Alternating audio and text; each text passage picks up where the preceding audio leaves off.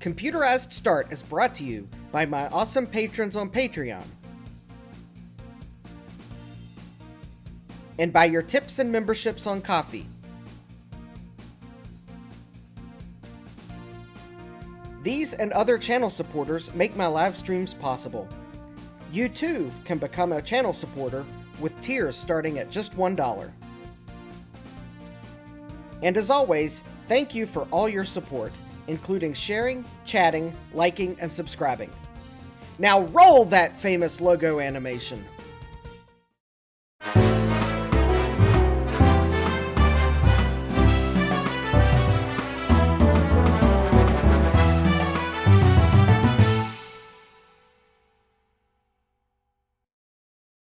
Good evening and welcome back to Computerized Start Live.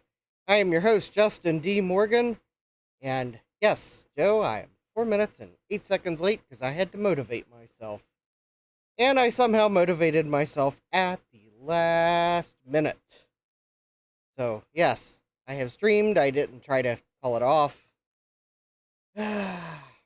Ibuprofen kicked in. My back was bothering me a little bit, so we are here to stream. Alright, let's see here who we have in the chat. We have Thomas Armstrong. Howdy. We have David Starbuck. Hi, David. We have Joe's Computer Museum. Hi, Joe. We have GeoHam. Hi, GeoHam. We have Callan. Hi, Callan. We have Gut Bomb. Hi, Jason. Yes, I was just in time tonight. We have Thomas. Hi, Thomas. We have, let's see here. Yes, I think that is everyone. We have OneDrive telling me I'm not signed in. I don't know why I'm having sign-in troubles with OneDrive on this computer. Thank you, Microsoft, for chiming in. You're, of course, here, because this is a Windows PC. You don't need to tell me you're here. Alright, let's see here. We do have the coffee goal. Link is in the description. Is the 31st. And, of course, yes, I placed another Mauser order. And I think there are a few caps in that order. So, yes. Those coffee dollars do help me to buy parts and pay for the shipping of them. Let's see here. Channel announcements. I can't think of any else. So, I guess, before it gets too late, I think we do need to have a PSA of some sort. Ladies and gentlemen, it's time for our favorite segment, Wheel of Regrets. Here's your host, Justin D. Morgan. Hey, who comes up with these titles anyway?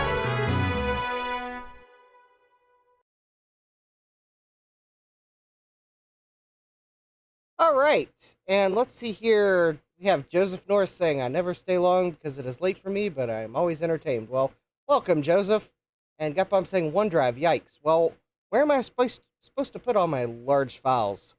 I'm going to have to put them in some drive, and, well, OneDrive's the cheapest one, seemingly. And I get Office, too. I don't really like monthly subscriptions. But let's see what I got from eBay, the place where I buy the things I later regret. You have another option that might be better than OneDrive that doesn't cost an arm and a leg and a kidney and a spleen. Oh, thank you, Joe's Computer Museum. Oh, thank you, Joe. All right. Joe has filled the tip jar for caps. So yes, get caps before they explode, Joe says. Yes. Well, I'm about to explode with excitement here at what I might have from eBay sellers. Oh, here we go. I completely forgot to first say that this comes to us from an eBay seller in New Jersey. So, hi to all my New Jersey eBay sellers and viewers. And be sure to say hi to Steve and throw an image writer on his porch while you're driving by. Thomas Armstrong says, OneDrive by Mac Store. Yeah, I don't put my files on that. So we have a very suspicious sized box here. Yeah, I think someone owns Mac Store now. It's hard to keep track of my hard drive manufacturer corporate trees, but we have what is supposedly a sealed microphone. Look at this. It is awesome. I am hoping this is what I think it is. Copyright 1991 Apple Computer Inc. Yeah, this is an Apple microphone. I will probably regret this because the audio fidelity is probably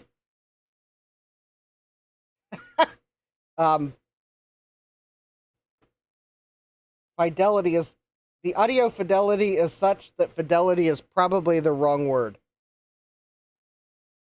But there we go. An Apple microphone from 1991. And I'm not opening it tonight, so you'll just have to put up with me for opening the second eBay package, which comes to us from an eBay seller in Oklahoma. So hi to all my eBay sellers and viewers in Oklahoma. And I don't remember enough of the song to even do it justice. Callan says for stereophonic streaming. I think it's a monaural microphone. David says, I bet it would work fine. Yeah, it probably will. All right, so what do we have in this cardboard envelope here? That's from an eBay, obviously an eBay package. We have, because why buy one eBay regret? I'm not sure where I put the other one. When you can buy two at twice the price. It's another X-Jack LAN PCM CIA card. So, yay! All right, we will not be testing this tonight either. And if I misplace it, then we won't be testing either of them. All right, I will put that somewhere safe. All right, and that kind of concludes Wheel of Regrets. Because, yeah, I think that's all I'm opening for Wheel of Regrets tonight. There are a few regrets upstairs, but they are PC related, so I will wait for them next week. All right, the next segment we are going to call What Did I Get from a Major PCB Manufacturing Company that does not sponsor the channel? Well, let's open the package and see. So this was in my mailbox today.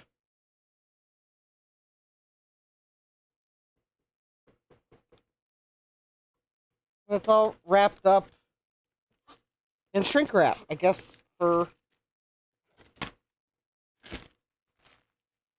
Oh, yeah, that was probably by the reshipper. All right, so we will... There we go. So we will go ahead and... Yep, that is the only thing in the package there.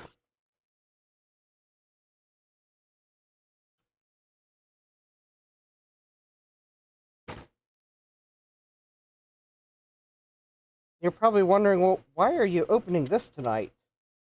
This is a Mac stream. Well, this is Mac related. David Starbucks says, with all those filters and OBS, you could make that thing sound like an XLR mic. Yeah, probably could. I could also make it sound like the toy mic that it is. Thomas Armstrong says, Trident audio card next. Yeah, I should pull that Trident audio card out and try it for myself.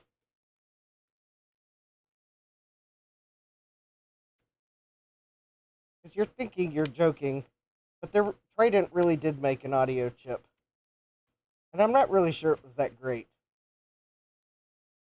Maybe they should have just stuck being a video chip company.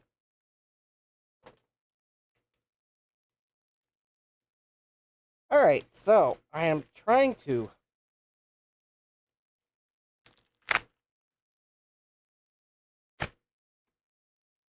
Alright, so we have a PCB. And this is the Power Up Lucy board. Because if you all will remember from the last time I had the 2SI on the bench, it might have been during Dave's stream, I had the 2SI power supply on the bench. I pretty much figured out that it was toast. So, therefore, I ordered some PCBs from a major PCB manufacturing company, and here they are. So, this board will supposedly let me take a standard of some sort, 120 volt to 12 volt power supply, mount it here, and then can wire the Pico, not Pico, yeah, it's a Pico PSU here, which I'll plug straight into the ATX connector there. And then that will feed the power connectors that the original power supply wires get soldered into there. And then this board is sized such that it will mount into the power supply. And there are a few components that I will need to attach. I think there's 2 resistors, a diode, and a transistor.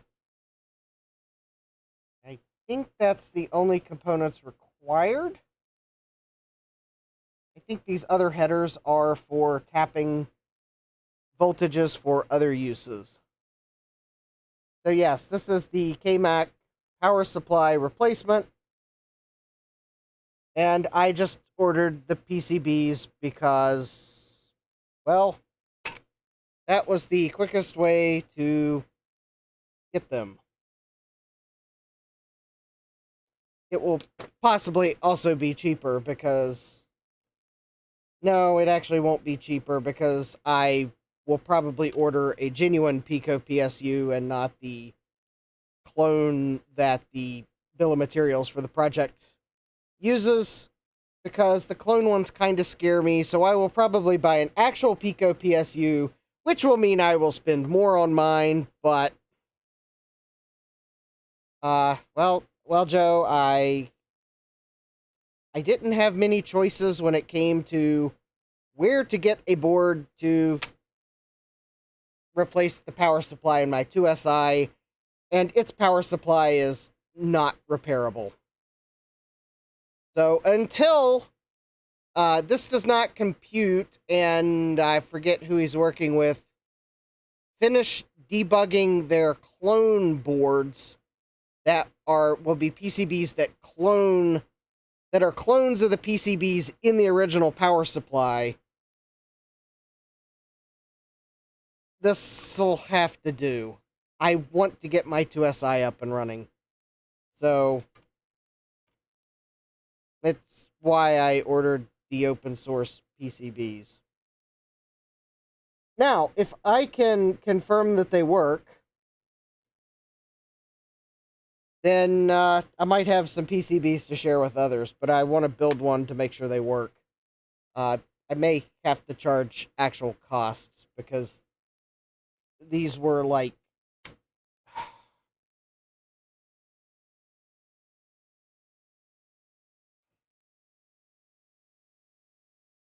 I don't remember how much they cost, honestly.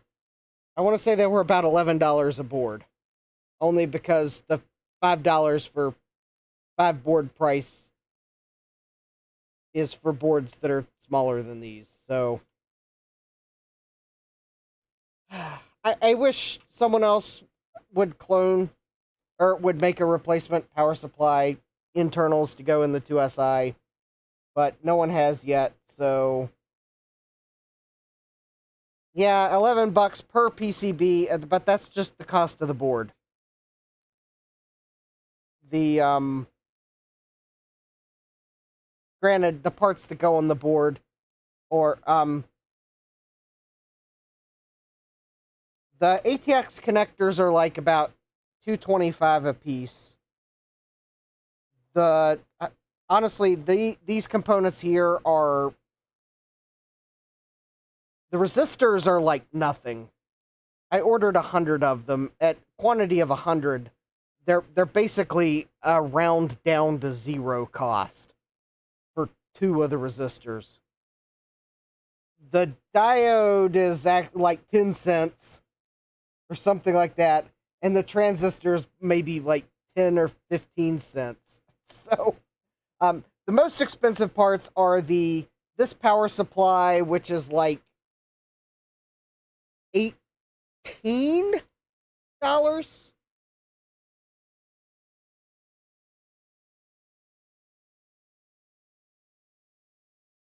I mean, I should probably go ahead and order it now that this board's here. Oh, I'd better delete that from my cart because, oh, wait a minute. Maybe I didn't want to delete that one. Oh, that one might actually be one of the working ones. Let me put that back in my cart. It was a postcard after watching Trina stream from, what, a night or two ago. Yeah, I want to be careful with that. Oh, this power supply is $13 right now. And then the generic Pico PSU is $19. And maybe that's good enough. The actual genuine Pico PSU of the same capacity is like $45.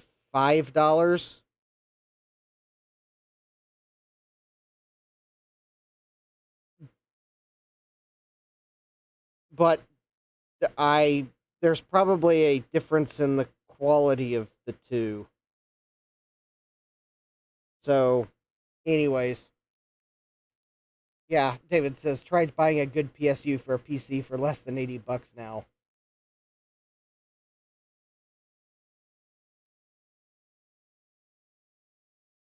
Joseph says they had some awesome names for parts back in the day. I remember the Amiga had something called a Fatter Agnes chip as well. Yep, there was the Fat Agnes because there was the Agnes chip. Yep.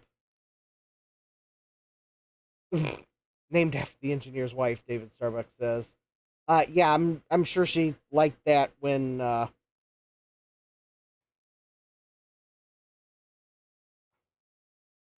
yeah, I'm sure there was probably a collateral fallout when the second version of the chip came out. They called me what? Yeah. Anyways, I have ordered the parts, at least the discrete parts that go here and the resistors. I have ordered the ATX connector. David Starbucks says, I'm sure that remained an inside joke, lol. Yeah. And I guess I will have to order the actual power supply components. And then I'll try building one of these. But yeah. So that is my PCB order because I really want to try to get my 2SI running. Granted, if you're wondering, okay, so this is why I broke down an ordered board so I could try to get it running. I have tried using one of these adapters to use an ATX power supply with the 2SI, and this particular adapter does not seem to work with the 2SI, and I don't know why. Probably because there's something slightly different with its power-up circuit. So this works with the 2CI and a bunch of the other Macs that have the 10-pin power connector. A 2SI will not stay running with this adapter. Now, somewhere I have one of these adapters, and I rigged it on by permanently jumpering the power on signal. And I suspect the 2SI's logic board is not holding the power up signal high. It's probably momentary on the 2SI, and I suspect on the rest it's held. Or there's something wrong with my 2SI board that it's not getting held when it should be. That is also the possibility. But anyways, the person that made this adapter admitted that it may not work with the 2SI, and at least from my experience of quantity 1, it doesn't. I don't know where my other adapter that I rigged to stay on is. Now, that one I think did work with the 2SI, but we ran into other problems.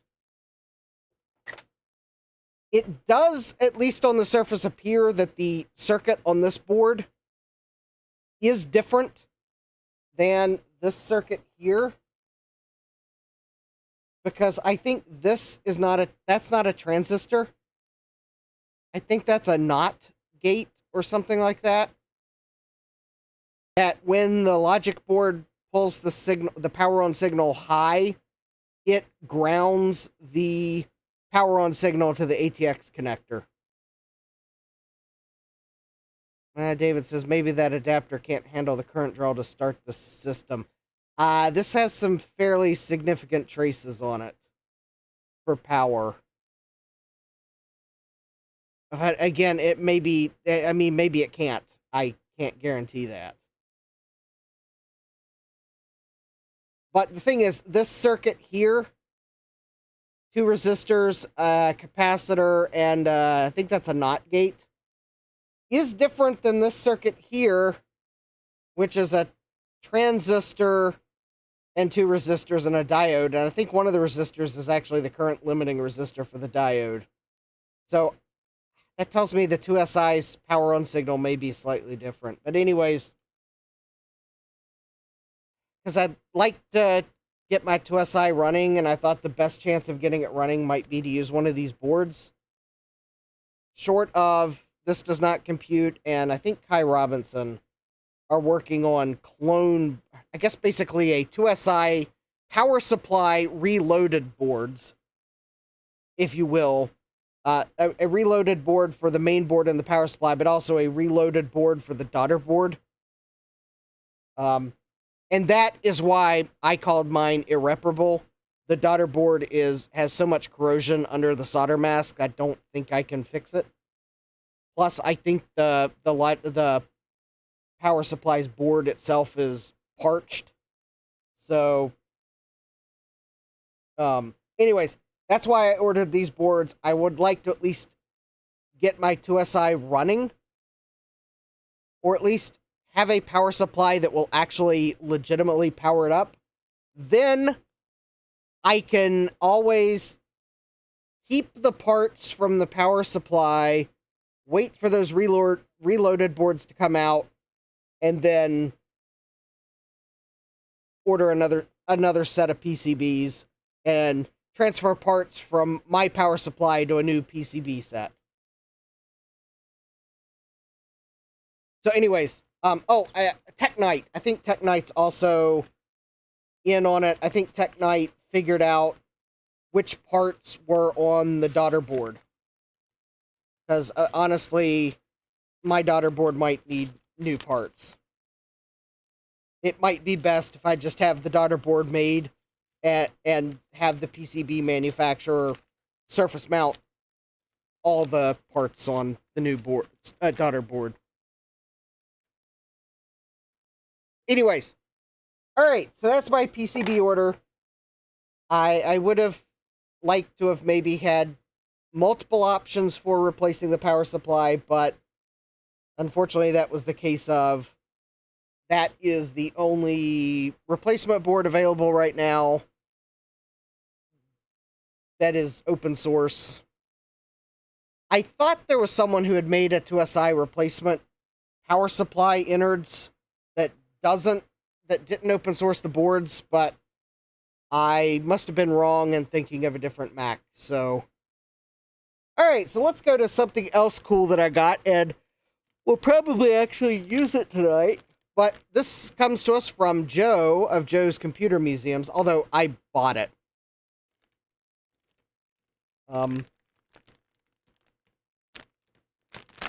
Despite the fact that Joe says, 2 hours later, Justin actually starts doing the thing, lol. Yes, despite Joe's troubles with his internet service provider this weekend. He got all his orders shipped on Monday, and I had this thing yesterday, which is like amazing. So thank you, Joe. Despite the trouble you had this weekend, you still had customers receive orders promptly. So much appreciated. Hi, Jesse. Welcome. Boy, it's been a busy day, Jesse says.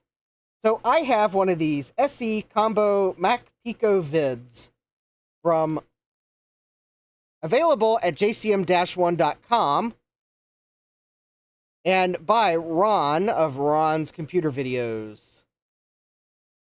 Joe says, you're welcome. I'm sorry to be such a pain sometimes.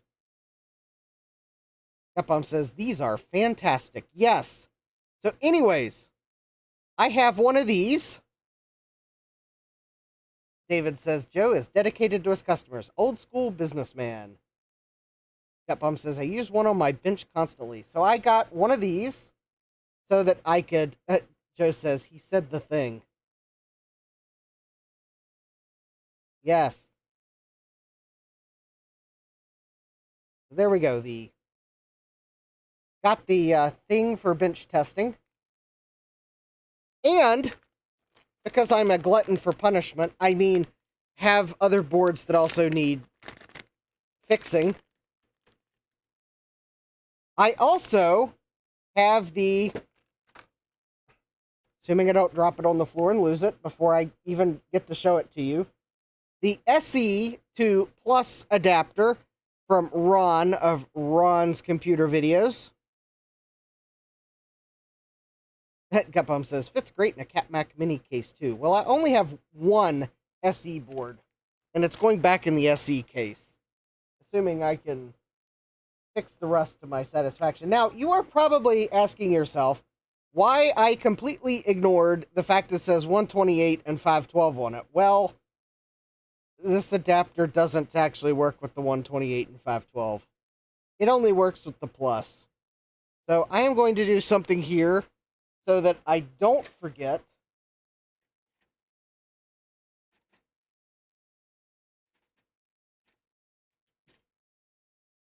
So that when the new version comes out, I will not get the two mixed up, because I don't know how different they're going to look. But I am looking for my blue marker, which, of course, has totally disappeared. All right.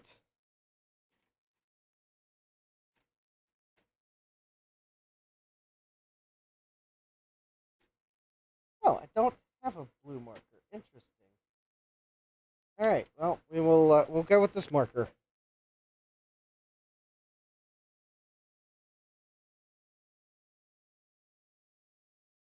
Capcom says, technically it does work with those electrically.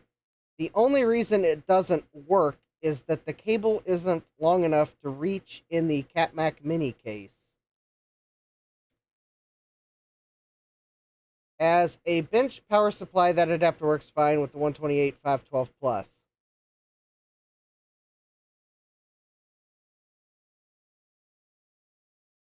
Oh.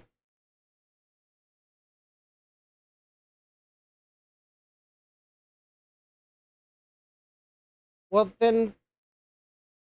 Well, okay. All right, well, the description for the product,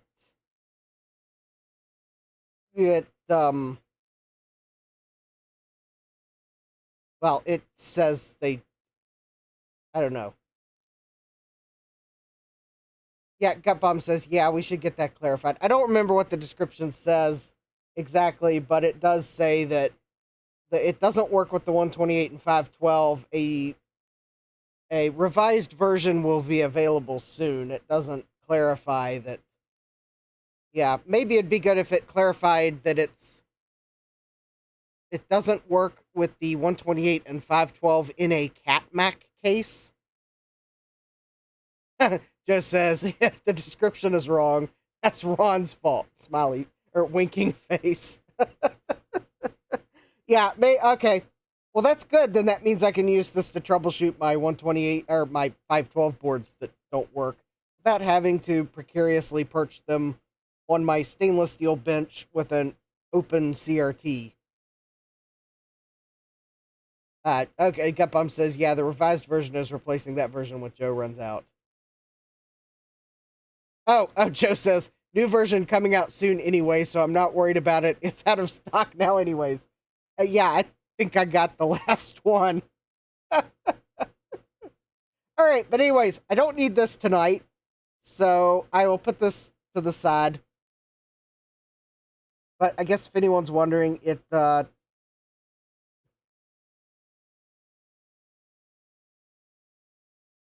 it plugs in like so, and then you can use you have to use the cable that is in your 128 or 512 case to plug into here and your logic board. But then you get the features. Now, this will work for bench testing. Or for this, we plug in that cable there and into the SE or SE30 logic board. And then either way, you plug in an ATX power supply here. There's our power on jumper. There's our negative 5-volt source. And there's our Pico that generates the VGA signal. David Starbucks says, stainless steel bench, open CRT. Sounds like a party. All right, so I will put the adapter in my drawer. And let's see here. There we go. We've got that. And I think now would be as good a time as any. Gutbum says, I should design an enclosure for when it's used on the bench. That would be great.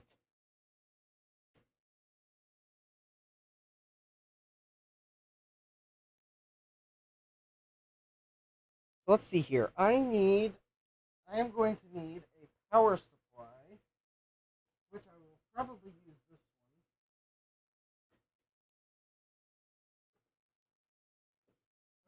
one. First of all, let me...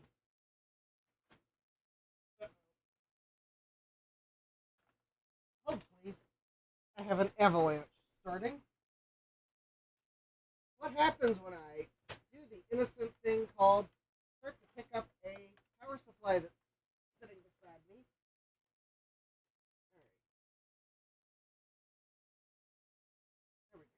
All right. There we go. All right. So I'm going to use this power supply because it does not provide negative 5 volts. I cannot recommend using a power supply that generates negative 5 volts along with a board that has a regulator on it to replace said negative 5 volt generation functionality. That is a recipe for failure. Ask me how I know. David Starbucks says, speaking of electricity, I was shocked to find out the breaker labeled garbage disposal in my breaker box actually was connected to my dishwasher. Ouch.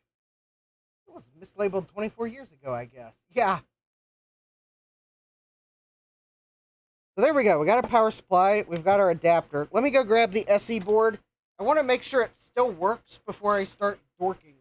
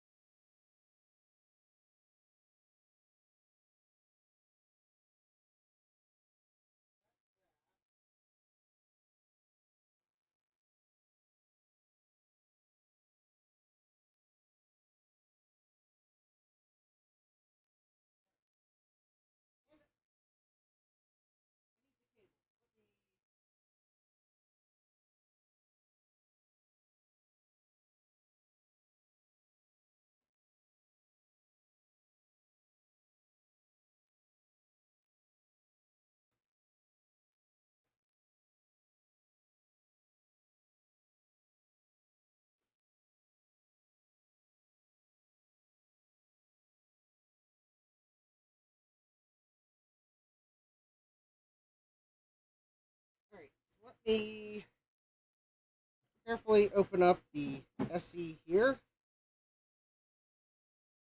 So that is the logic board.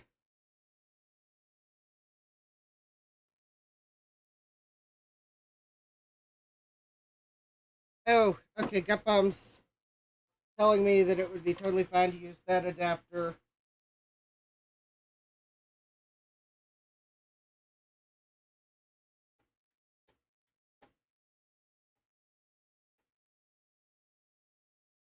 Alright, there are other vintage adapters. I'm trying to unplug the power cord.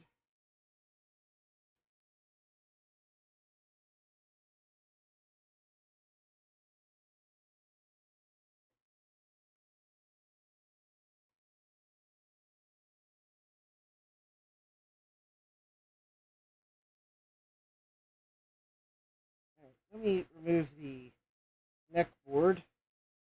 Give myself a little more room.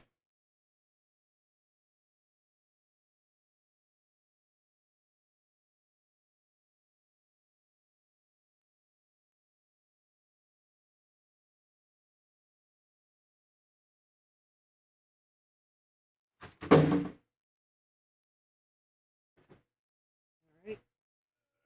Hold, please. I'm having trouble getting the board out. The fact that I am trying to stay away from the rusty spots of the case are not helping. The fact that I am trying not to neck the CRT by accident is also not helping as well.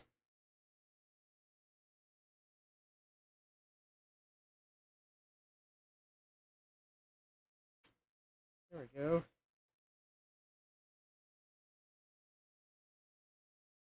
Got it.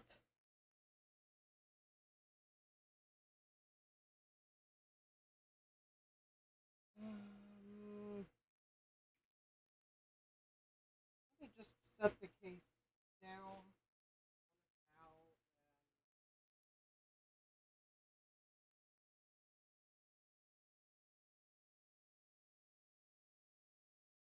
Alright.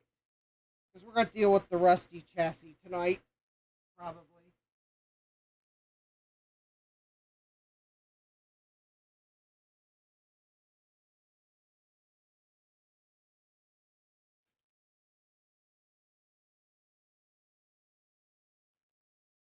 Assuming I can deal with the rust on the logic board.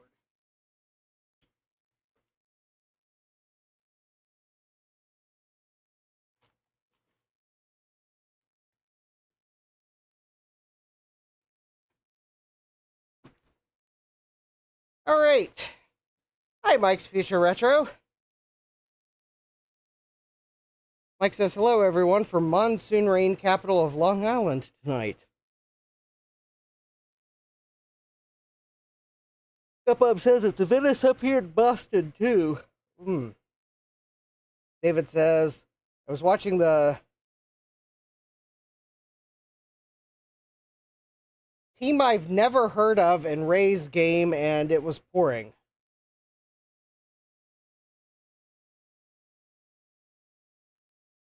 I didn't know there was a Major League Baseball team called the Spankies.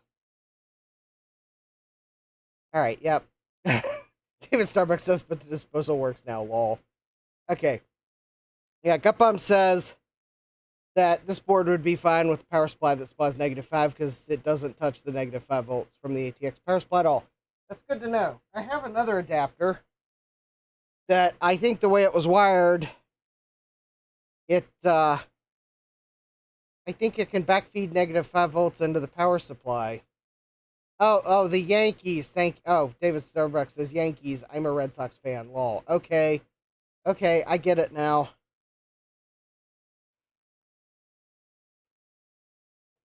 I didn't get it before. I get it now. So, anyways, we have this SE board. It is the SE from my SE. Before anyone asks, did the battery leak? No. The battery did not leak. I believe there was some water ingress into this system. And I believe water ingress is the sort of this rust, caused this rust, not the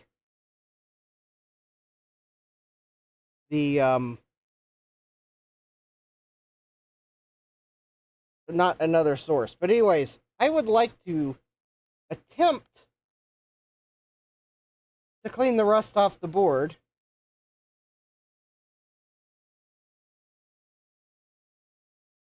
I might also like to try to see if I have another metal bracket that maybe isn't as rusty. Although maybe if I can clean the rust off the board or the rust stains, then maybe I'll realize that the rust on that shield bracket isn't really a big problem, and I just don't want the rust to flake off and possibly short something, because this board works, or at least it did last time I tried it.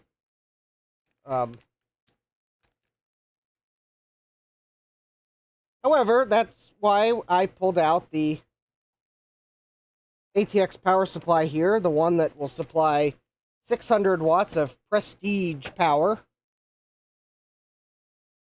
80 plus gold certified, so this might be the most power efficient SE on planet Earth right now.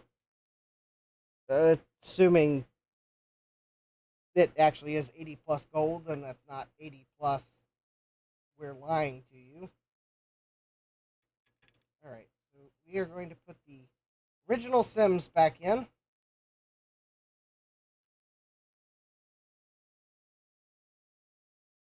I'm fairly sure these are the Sims that were in it when I got it. So this Mac SE came from the Herndon Hall. It was a collection of Macs that got listed on Facebook Marketplace up near where Chris lives, and he picked it up and distributed it to those of us that were wanting various pieces from it. So this is a Mac FDHD, Mac SE FDHD. David Starbucks says ultrasonic cleaner with some distilled water and citric acid should take care of the rust. Well, that would require me to empty my ultrasonic. Oh, well, you know, I could use the other ultrasonic cleaner, the one that I never used because there's stuff setting on it that's kind of my backup unit. You know, I guess I could use that. All right, well, maybe I may save the cleaning for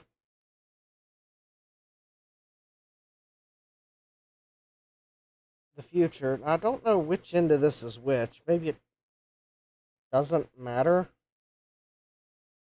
Oh, I guess it doesn't matter. All right, we will plug one end of this like so. We will plug the other end of this like so.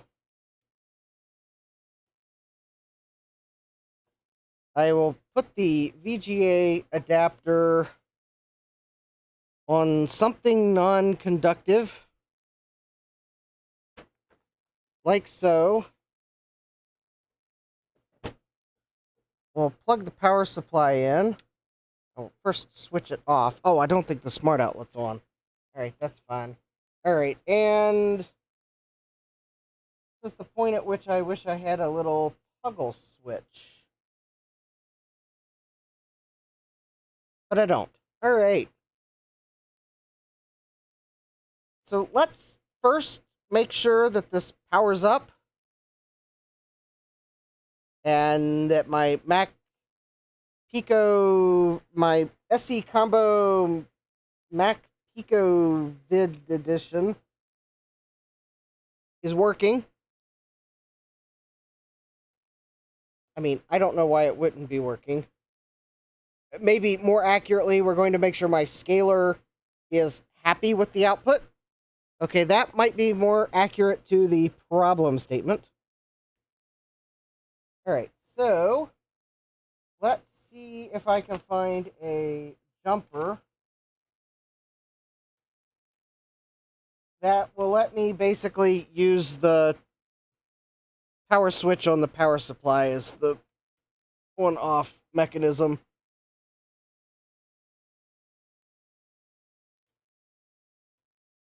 All right. Let's see here. I used to have a little cup of spare parts until I knocked it over behind my workbench. Now they're all on the floor.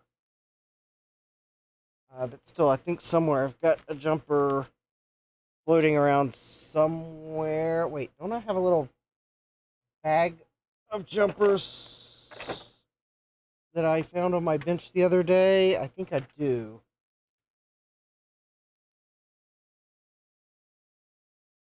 Oh, and of course, I would have moved them. Nope.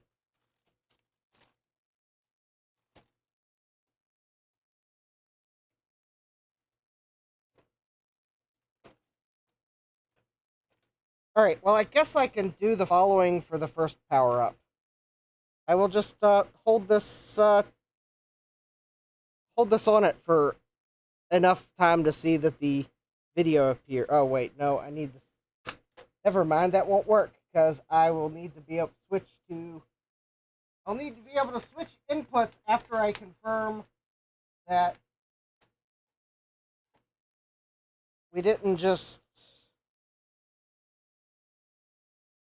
short something. All right. Smoke test in 3, 2, 1, 0. Oh, there we go. There we go.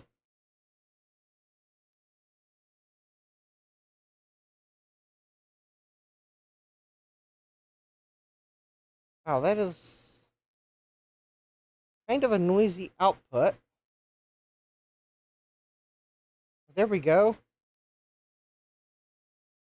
That is a huge mouse cursor. And Joe says, I swear if I didn't program the firmware. There we go.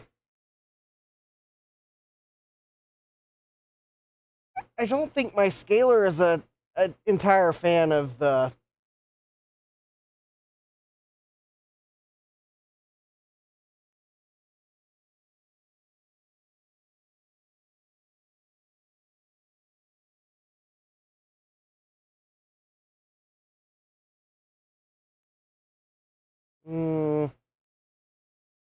Oh, well, okay, I could probably fix it if I change the phase settings. There we go. Uh-oh. What Joe said, anyone wants essentially a full free spool of platinum filament for their 3D printer, just come sweep my floor. Shards everywhere. All right, so we've got an SE. And let's see here. I presume the interrupt button.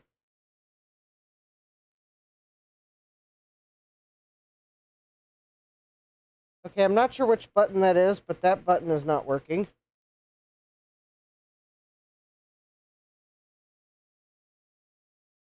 Oh, there we go.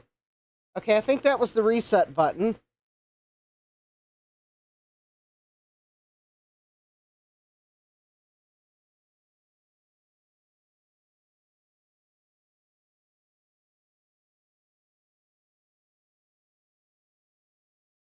Okay, there's the interrupt button. Okay, so we probably need to deoxit the...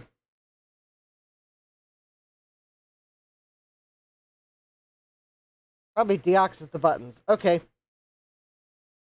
All right, so let's try the next step. As you all might remember from a previous stream, I am somewhat hesitant to trust one of the popular diagnostic programs for the Mac. But this is an SE, not an SE30, so I'm hopeful it will actually work better.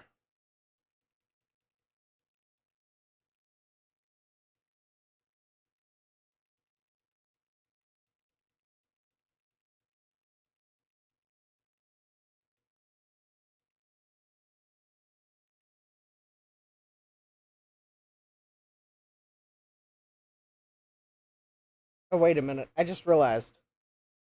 Okay, we will need to go to the next step and actually plug a keyboard and mouse in.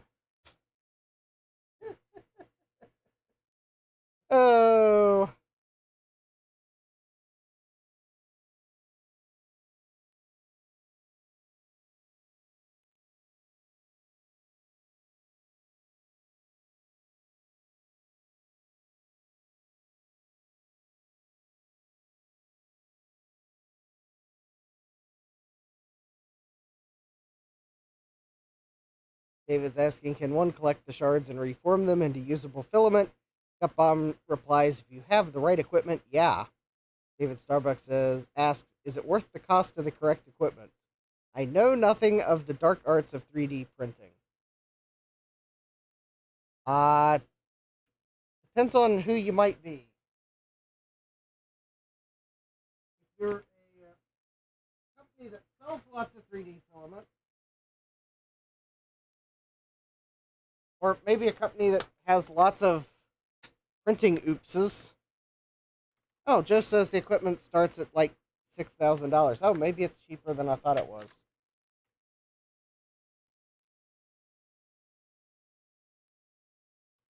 Certainly not an item that's on my Christmas wish list.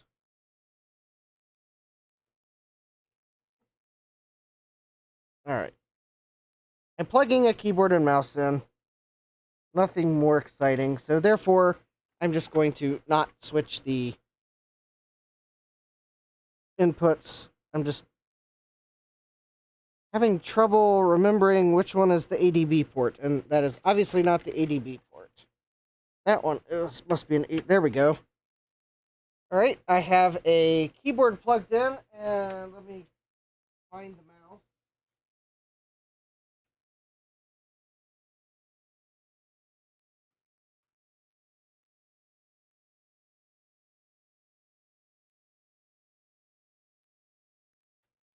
Okay, so this is the keyboard and mouse that I got with the Performa 600, i.e. the incorrect keyboard and mouse. Oh yeah, update. So I hadn't heard anything from that seller in 2 weeks after they told me they were going to send me the correct one. So I emailed them yesterday, and I got a response back finally saying, yeah, we shipped it, you should have it soon. And if I look at the tracking information, it looks like they shipped it like right before they I think they responded yesterday or this morning, and they shipped it Wednesday.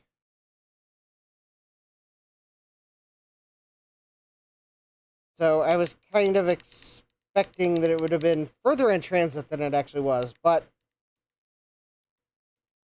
it does seem as if they finally did actually ship the correct keyboard.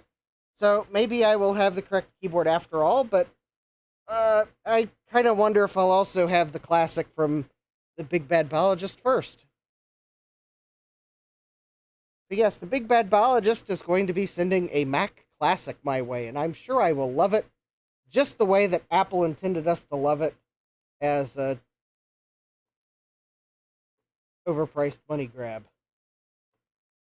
Maybe mine will not even have a hard drive built in. Wouldn't that be special? Joe says, we, parentheses, forgot to, end parentheses, have shipped it. Yeah, that's kind of what I suspected, is they forgot to ship it. Or maybe it was yesterday when they sent the message, because, oh, that's right, it was today I got a message from another seller that had to apologize because apparently they went out of town and had a family member and handling shipping for them.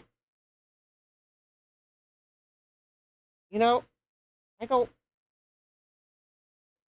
think this ADB mouse actually works.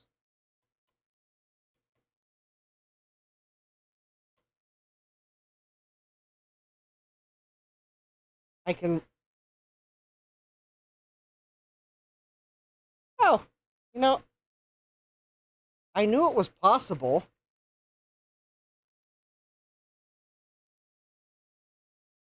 Joe says, Mac Classic. It's like a Mac Plus, but newer.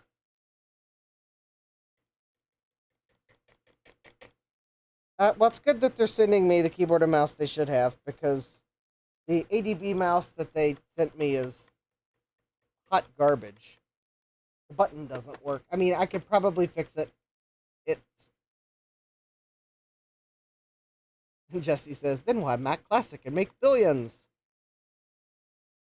All right, so the keyboard.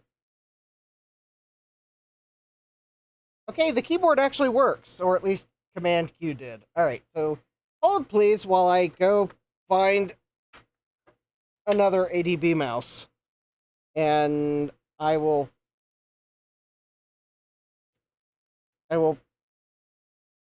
actually, let's do this the smart way.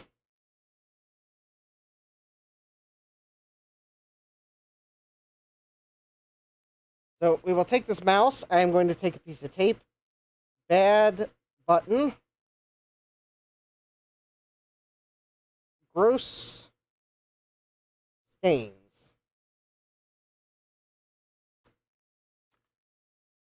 Not that the second item is not apparent. I will then tear the tape like I've never torn tape before. But at least the text is still readable. There's the stains that I am complaining about in my note. I will put this piece of tape on the mouse. And there we go. Now, hopefully, assuming I don't yank the piece of tape off, like the Hulk, I will hopefully not forget that that mouse needs repaired. David Starbucks says, new Coke and Coke Classic marketing snafu. Actually, wasn't John Scully the former CEO of Coke, the CEO of Apple when the Classic came out? Thoughts to ponder.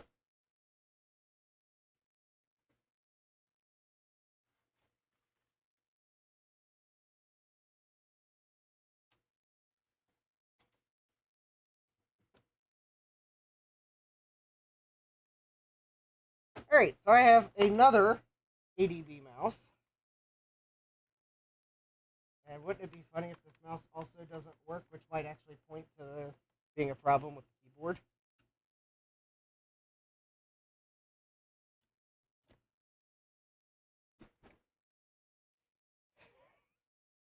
David Starbucks says, it's like Inception or something.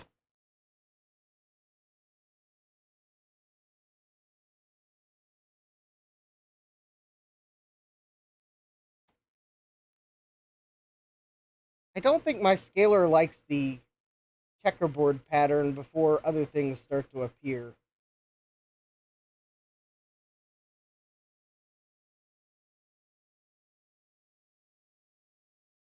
Oh, it would probably...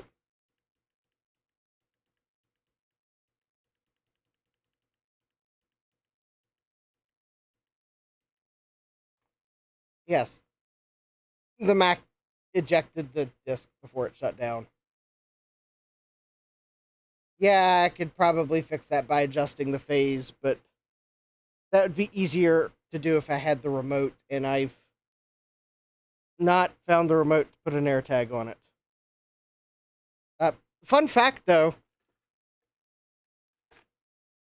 I do know where my Gotek is.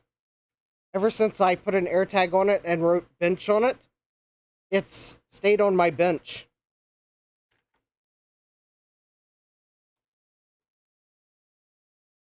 Well, that's better.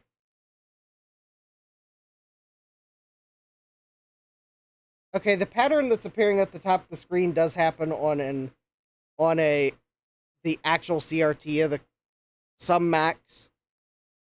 I think it's the test pattern appearing in the video. Oh, Joe says that's analog capture noise, not phase. Okay.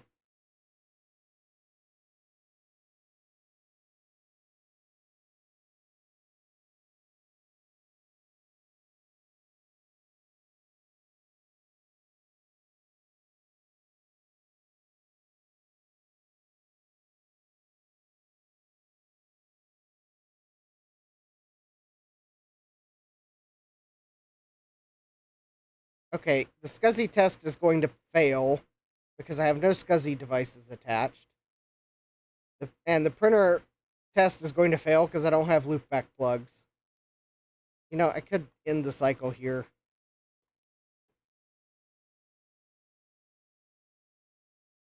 Now that I know that the mouse button's working, there we go.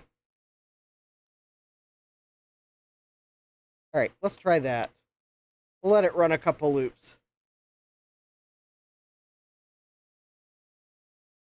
Oh, Joe says, when you have super high contrast pixels like that, it's very easy to see any noise in the VGA signal. Okay.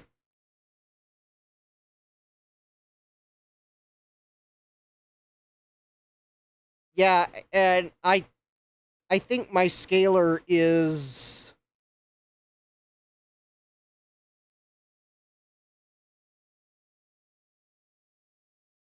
Okay, so my multi-sync monitor, now that we're in Snooper, it has locked onto the signal and it looks pretty solid. The scaler obviously is picking up on the noise. Gutbomb says the scaler is adding a bit too. Mine definitely doesn't look like this on the Xtron. I should probably pull my Xtron out and set it up at some point. Because I think the Xtron does have a better analog front end than the...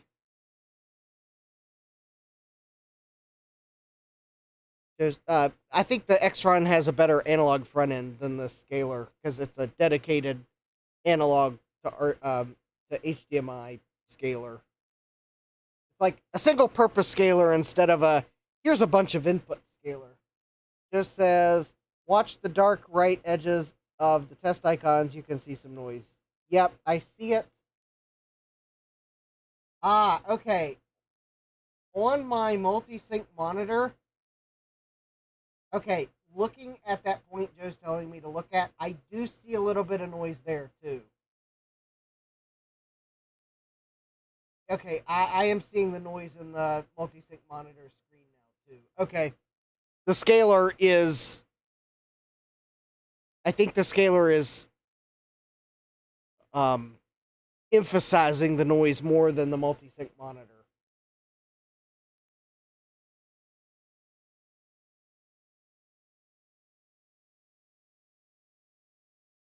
But yeah, on the actual monitor, it looks pretty good. It looks really good. I think I could definitely use this on this multi-sync monitor. No complaints at all. Because I had to actually stare at it to see the noise. If I was just doing normal computing, I probably wouldn't notice the noise. I'd be having too much fun reminiscing. Probably the Xtron scaler is probably the way to go. I suspect it would also handle the signal much better. This Atlona scaler is... I mean, it's a good scaler in that at least it tolerates signals that other things won't. But it's definitely not as good as an Xtron in terms of the analog front end on it. Thomas says, it looks fine on a cell phone. Yeah. Yeah, probably if I was going to set this up and scale it, I'd probably use the Xtron scaler. Well, I mean, technically, Armstrong, Thomas, you weren't wrong. It is a call phone. You can call it. But yeah, you meant cell phone. I think I read what you meant.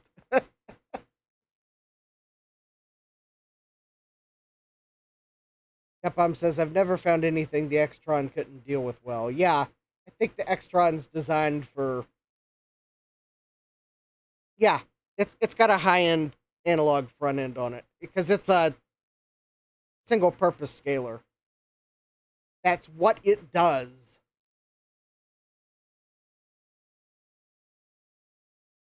And granted, there's probably a few things I could do to help with the Atlona scaler.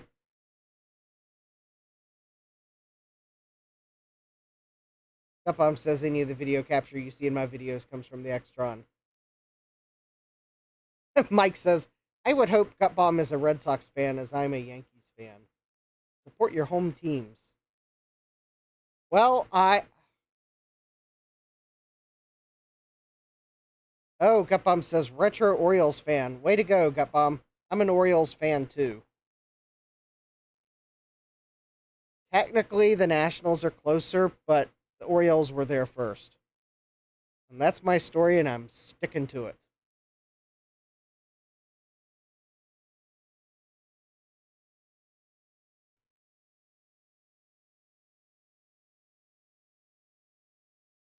Gutbomb says, when I got into baseball, I lived in Denver, and it was before the Rockies existed. Yeah, when I got into baseball, I think probably it was when I lived in Roanoke, and the Nationals didn't exist. Well, I mean, technically they did exist. They were the Expos.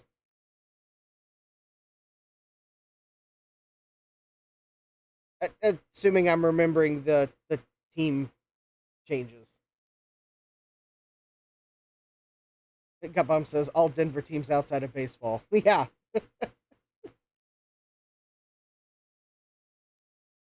Yeah, Gutbomb says, yep, the Expos became the Nats. So, yeah, the Nationals might technically be my home team,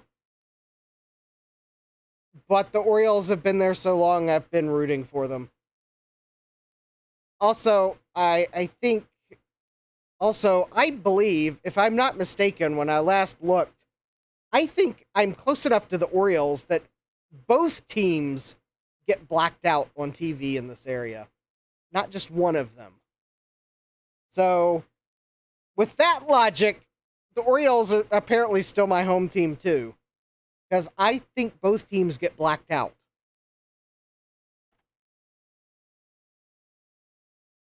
Or at least I should probably phrase it, both teams are subject to blackout. Because, yeah, I think if, what are the rules? If they sell out all the tickets, is it if they sell out all the tickets, or is it if they actually fill the stadium? I don't remember which. Then they won't black the game out because they filled the stadium.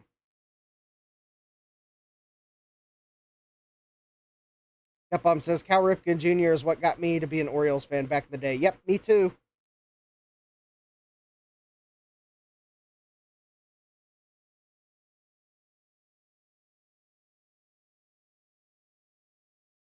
All right, so I think my SE board, while looking a bit rough,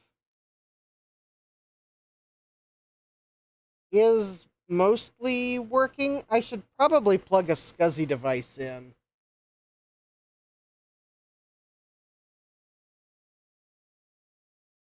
I probably should at least plug a SCSI device in.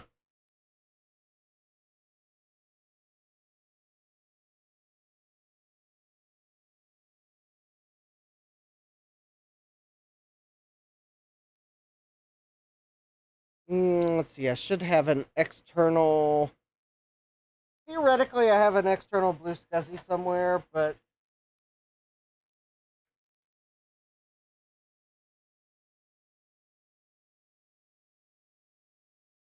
that hard drive might be good. I don't remember what that came out of.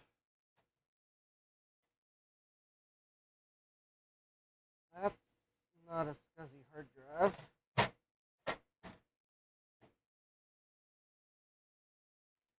Oh, here we go. This might actually work.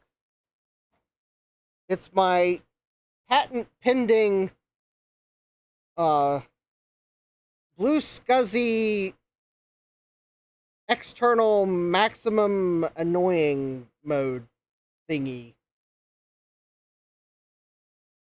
It's a internal blue SCSI with an over easy plugged into it. That'll work. All right, so let's end the cycle. Let's end the vicious cycle of testing. Let's shut down. Let's turn off.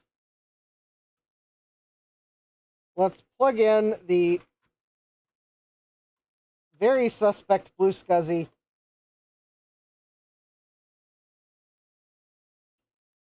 I'm sure it's probably violating the Computing Geneva Convention to plug in a internal Blue SCSI that way, but no one tell Eric Helgeson, and I'll probably be fine.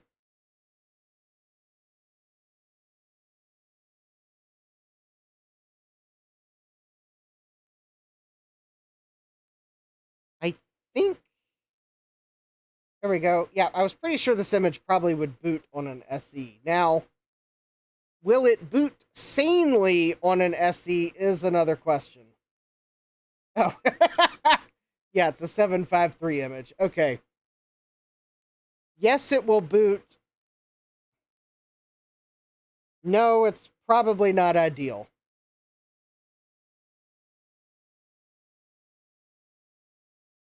Thomas Armstrong says ice rinks in Florida just sounds wrong.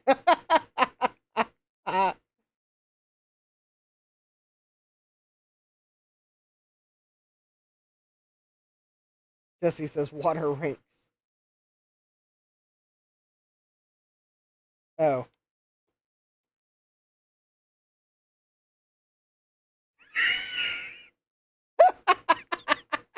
And we have Eric Helgeson in the chat. Hi, Eric. Did someone put you up to this?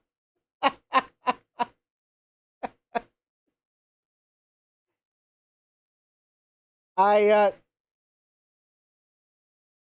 oh yeah, so I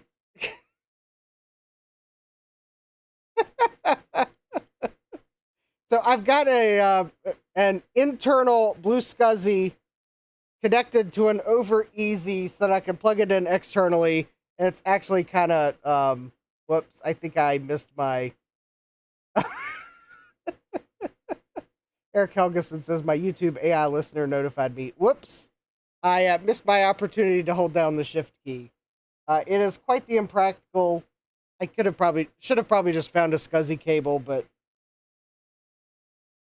it's not the best way to plug in a Blue SCSI, but it works, especially when I'm trying to test a Blue SCSI on a bench. There you go. So there's the internal Blue SCSI. There's the over easy. Here's our rust bucket of an SE board. And if it wasn't for the fact that I don't want to completely bork the install here, because I know it's going to system bomb in 3, 2, 1. 3, 2, 1. See?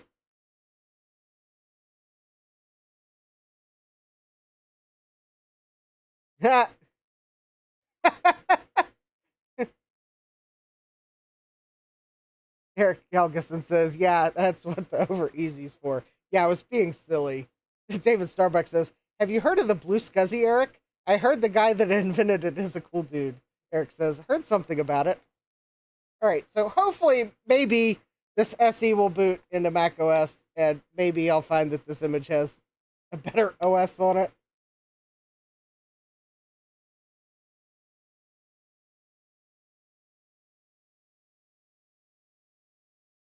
Yes, Oh, answer to that is no, it's the Open Retro SCSI 753 image. Oh, but I do have Snooper installed on it. That's good.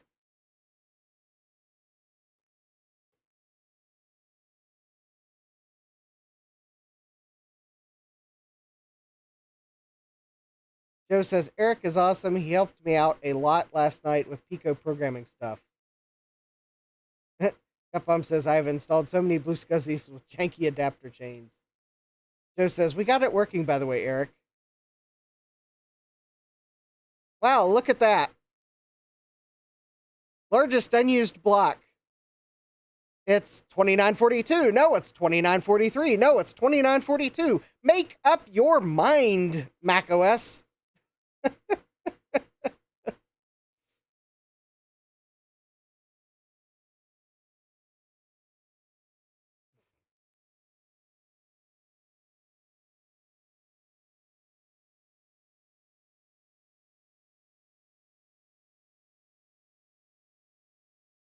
Eric says, I saw. I'll take one. Eric says, observing it takes 1K of RAM.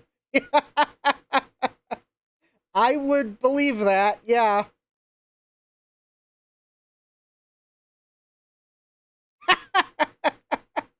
Gutbum says, I want to try initiator mode with 2 blue scuzzies as the least efficient way to copy images from one SD card to another. Jesse says, the Visual Basic class proved that programming was not for me. All right.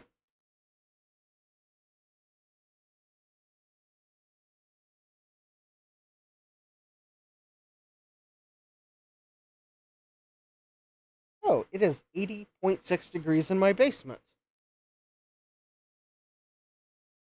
Things that were... Yeah, that was one reason why I was having trouble motivating myself to come downstairs. Because I knew it was going to be toasty in the basement. David says, my basic programming on the C64 proved to me I don't have the chops to be a programmer. Joe says, I love programming, I'm just not any good at it.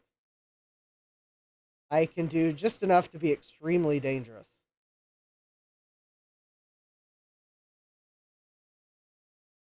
Which is why you should go to jcm-1.com for all your vintage computing needs, because Joe is just enough to be extremely dangerous in programming, so go buy his hardware wares.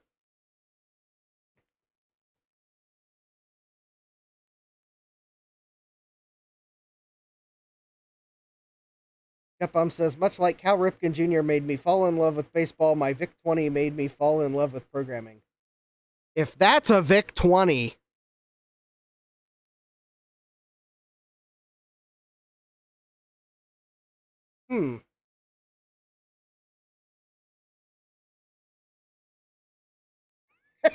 Joe says, stand by while I use a pointer to an OS structure to hold my variable. Yeah, let's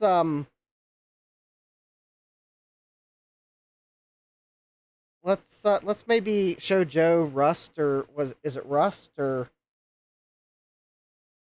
is that the programming language I'm thinking of that I've never used?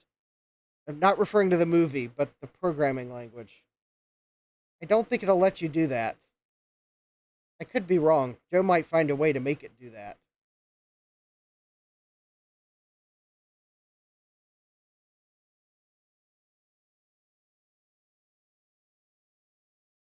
David Starbucks says, I can rebuild an engine, build custom furniture, but programming? Nope. Joe says, Rust is very hard to make unsafe code in.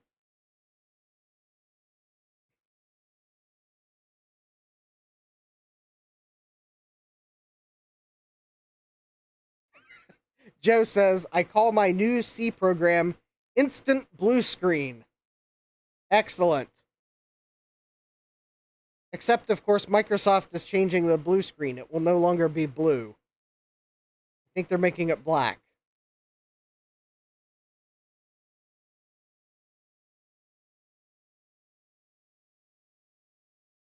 Eric Helgeson says, Rust has unsafe. So just unsafe, open bracket, so scary things, close bracket.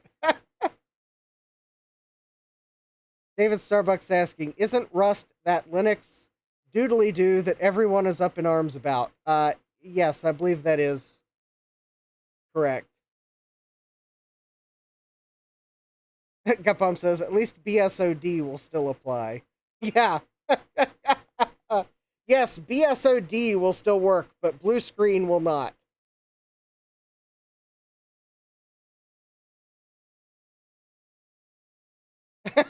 Jesse says, so my car is very safe from unsafe code? Oh, not that kind of Rust. My bad. Joe says, you kind of have to go out of your way to do unsafe in Rust. You have to be aiming for it. Yeah, Eric says, Rust in the kernel is the up in arms. Rust itself is just a language. Joe says, in C, you can unsafe by like looking at it sideways. Yeah, pretty much. Mike's asking, how much resistance does rust cause in microchips? David says, rust on cars. Tell me more. Doesn't happen here in Florida, even by the ocean.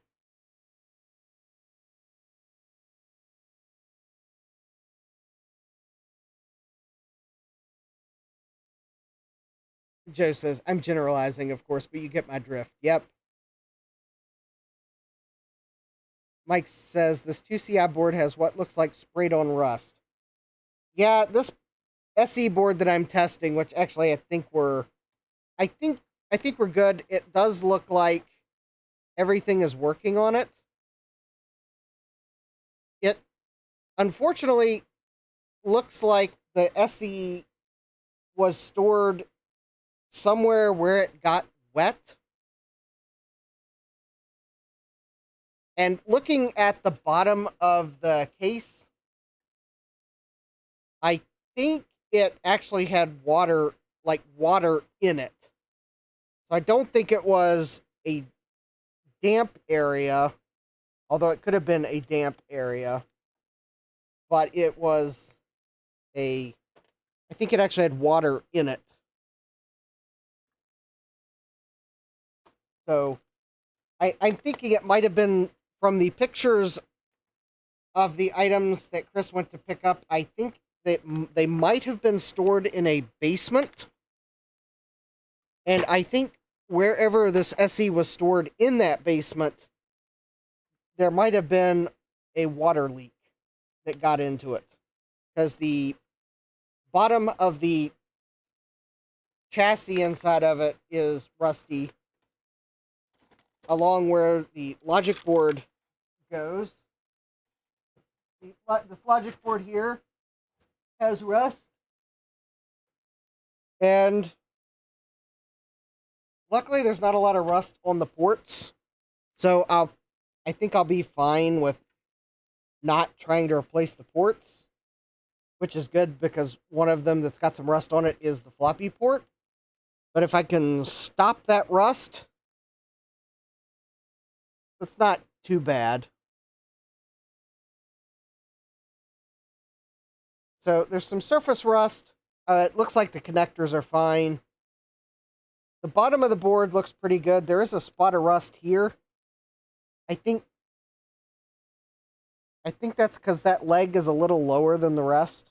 And that's, I think, that's around this area is where the pool, or where the minerals on the bottom of the case kind of look like water was pooling. So there's like a few spots on the bottom that look rusty. Like, that lead right there. That one right there. I'm hoping if I reflow those, that might fix that. But I think the bulk of the rust is on the top. So this shield has some rust on it. This component here has some rust on it. And then there's rust along the edges of the board. So that's where the rusty chassis was setting there. And there. Hey, Dave, welcome. So I kind of would like to maybe clean some of this off.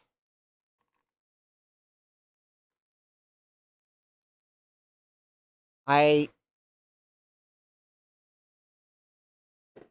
pretty sure if I used something acidic, it would clean it off. But then I would then have to neutralize that acid to make sure I didn't cause a bigger problem.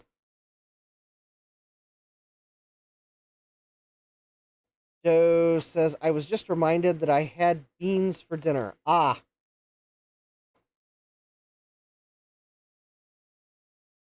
Ah, yes. Oh, actually, this might not be too bad.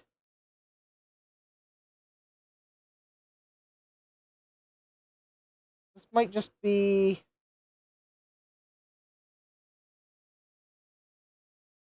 Oh, that might just be rust that's sitting on the surface. This might actually be easier to clean off than I thought.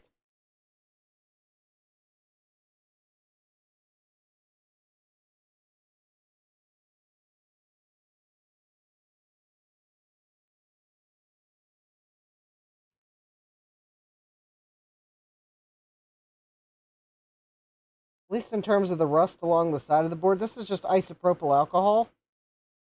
So let's see what comes off with isopropyl alcohol. And then we'll...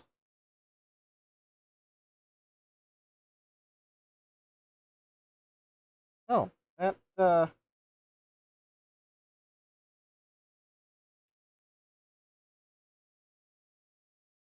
Oh, well, it looks like that kind of cleaned up.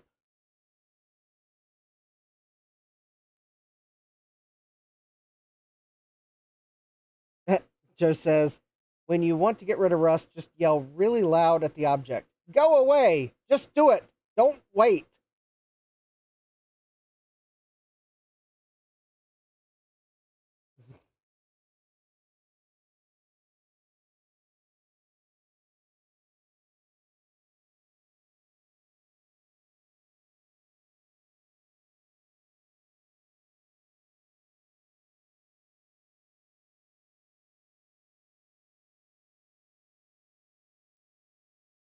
Alright, so it looks like... Alright, so it looks like that rust might be a bit more persnickety. Oh, no, I just probably wasn't cleaning it hard enough. There we go.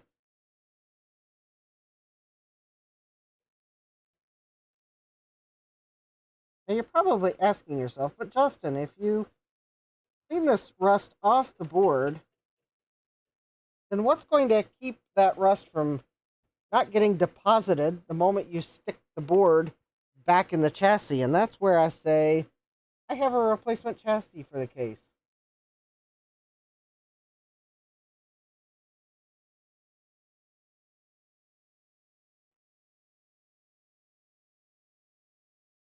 Mainly because that was... I wasn't sure how great I would be at getting rid of the rust. And that was quicker.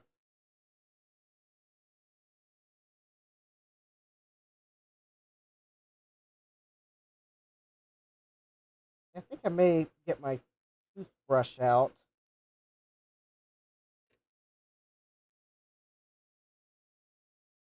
And David Starbucks says some deoxit would probably be a good choice on the surface rust. Yeah, I was kind of wondering if I did spray the... If I did spray some contact cleaner on the board, and then maybe gave it a gentle brushing with a toothbrush.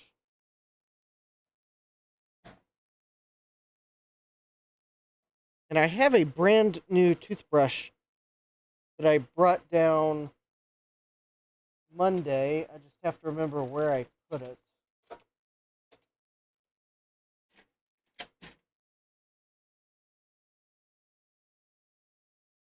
Or did I actually... Oh, I may have opened it on Monday. Never mind.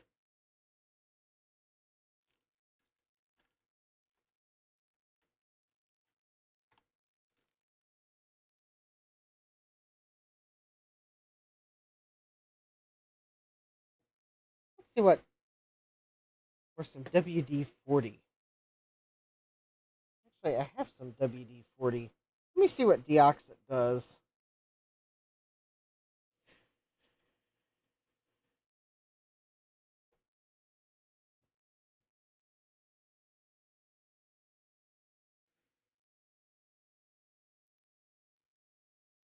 Actually, maybe I don't want to sit that board like that.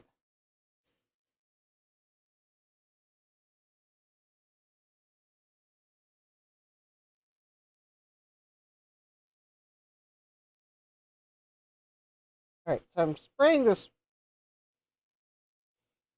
the rusty piece on the back of the chassis.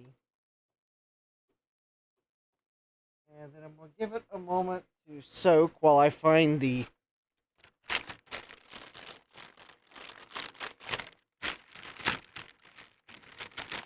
massively oversized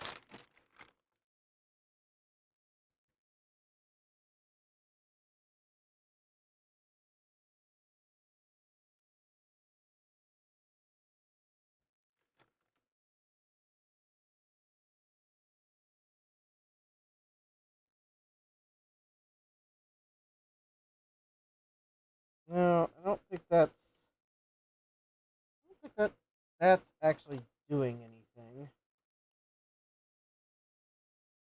I'm hesitant to use WD-40 on a PCB. Although technically I am using WD-40 on a PCB. It's just contact cleaner.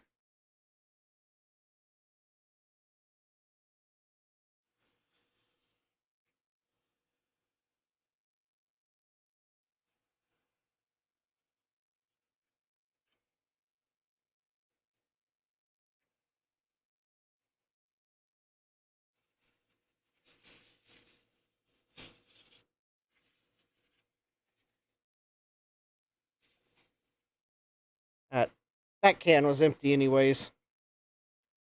Before anyone says, oh.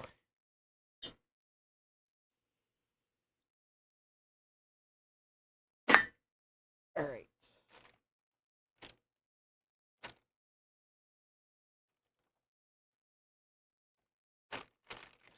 Brass brush and gentle scrubbing. Oh, I don't have a brass brush.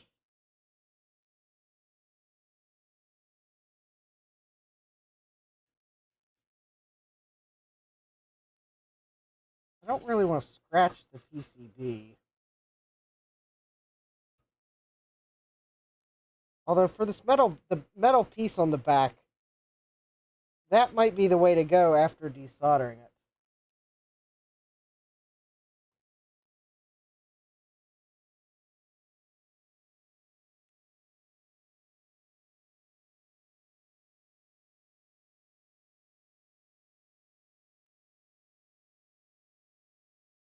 Where is that? Okay, I know I brought a new toothbrush down here. Because my dentist's office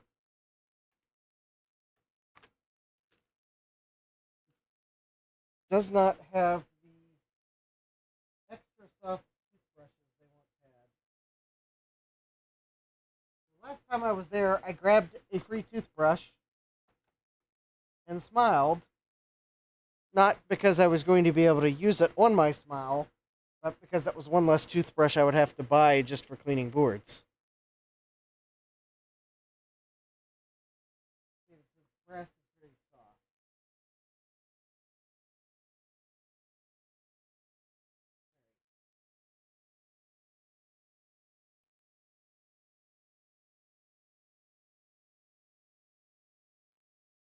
All right, what did I? Jesse says I did have a dentist appointment today.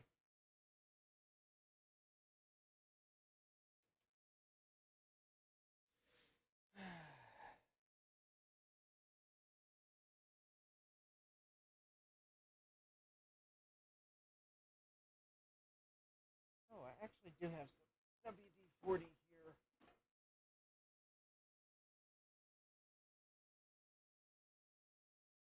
Oh, it does protect against rust.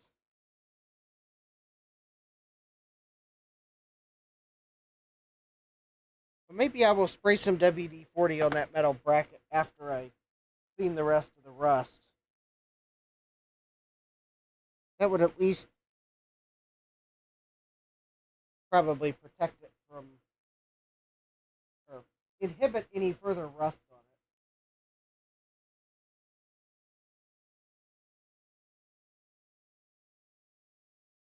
Of course, my question is WD-40 safe for plastic?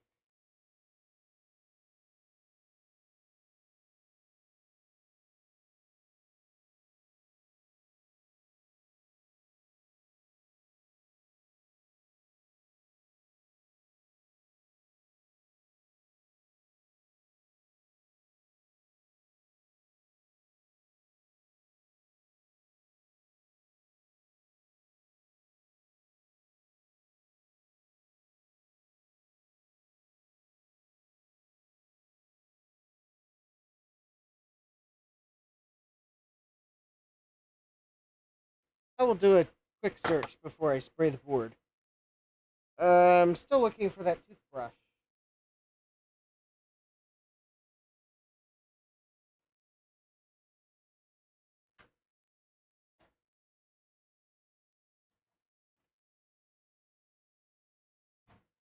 Now I'm doubting that I actually brought it down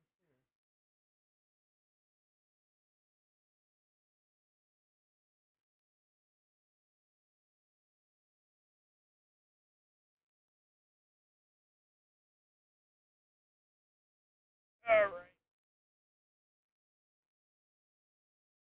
Okay.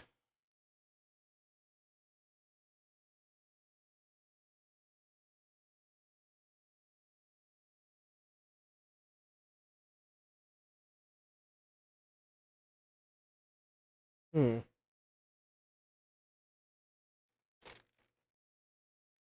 I thought I would rather use a new toothbrush than a flux cleaning toothbrush.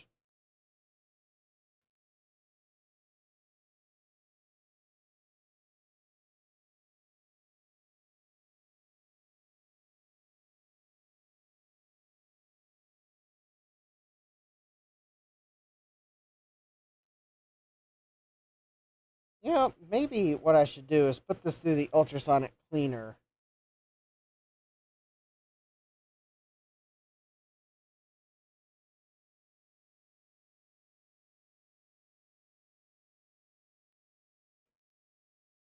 And then take care of whatever that doesn't clean on the top. All right, so let me take a look at these rust spots on the bottom.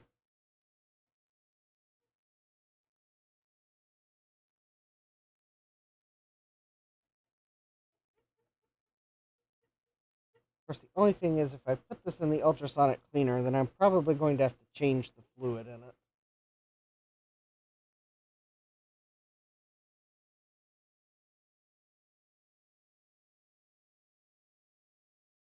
Only because I'm going to have rust. Although I guess maybe first I could rinse the board with water, and that would get some of this rust off, and then ultrasonically clean it. That might help. Dave says, yes, I would do that.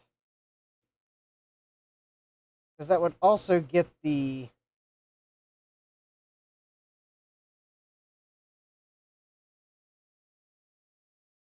Now, the one thing that won't necessarily fix are these buttons.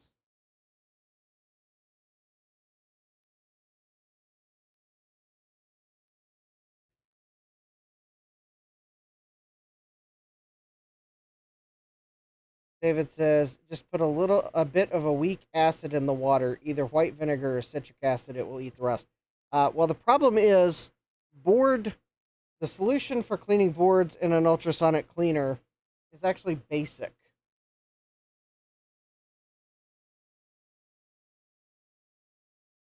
So if I put an acid in it,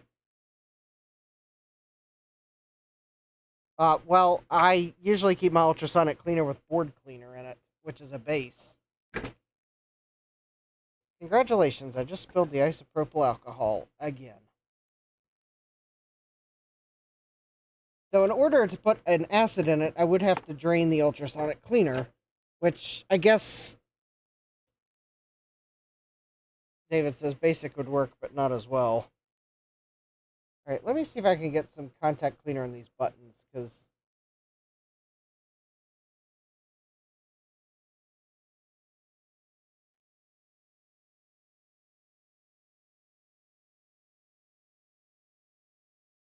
it says drain the cleaner, put in water/acid, run a batch, drain it into a bucket to save the fluid. I could do that. It would take 2 or 3 buckets, but I could do it.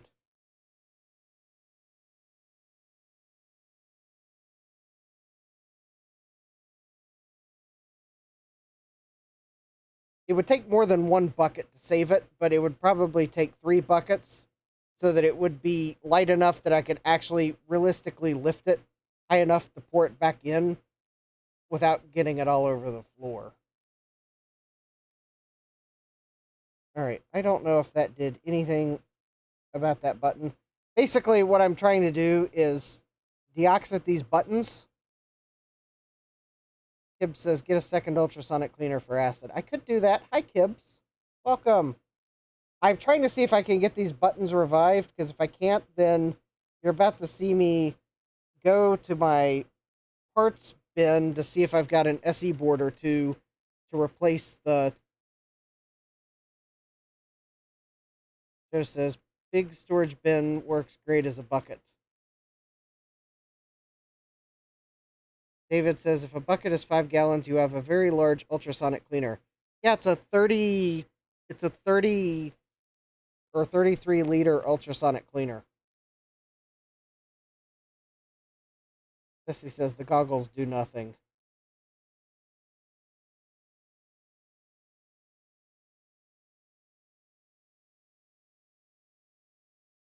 Yeah, I could take them off. They're not really helping. They're fogging up right now. I'm not actually spraying something.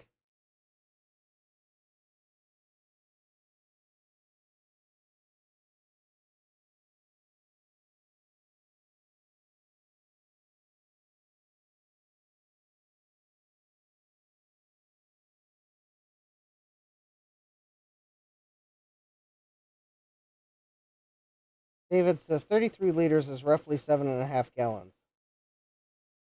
Uh, you didn't realize that my statement wasn't that I couldn't put it in, because 33 liters is actually the size of the external enclosure of the ultrasonic cleaner. They lie when they size them. 33 liters is the volume of the whole thing, including the electronics. So I think it would probably fit in one 5-gallon bucket. The thing is, my statement was I need 3 buckets to be able to then lift it back up and pour it back into the ultrasonic cleaner without spilling it all over the floor. Because the thing is, it's rather... I have it on a unnecessarily tall table. I really don't have another table I can fix it with that's strong enough to hold it full. So that we're just going to have to live with. So yeah, it's got a hose. I can drain it. But to then be able to lift the bucket up and pour it back in, I need to put it into 3 buckets because I cannot lift that high a 5-gallon bucket. I can lift a 5-gallon bucket that's full, but not that high. I can, so I would not be able to pour it back in without spilling it. So yeah, that's why I would need 3 buckets. See, sometimes it helps to know your capabilities and that, yes, I can carry a 5-gallon bucket full of water, but to be able to lift it up and pour it, that's another story.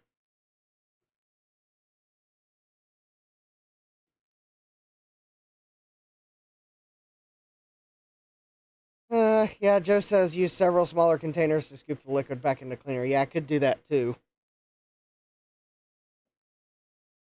But the thing is, I think I have like 2 or 3 buckets, so it's not like I don't have it. But someone, Kibbs mentioned using a second ultrasonic cleaner for acids, and that might be the route I take because I have a small ultrasonic cleaner I'm not using that I keep debating to sell it or use it for a different solution. And maybe this is the case where I just fill it with a light acid and like some citricline or whatever David was saying. Maybe this is the case where I should keep it and use it for like boards like this where I need to clean something that may contaminate the water. So at least if I've got to replace the water, I don't have to replace 5 to 6 gallons worth of distilled water. Although, granted, if I'm cleaning to do rust remediation, where I would then maybe put it in a standard board cleaner, sure, I could probably just use regular water. That's true. Could I use regular water and then rinse with distilled water? Maybe.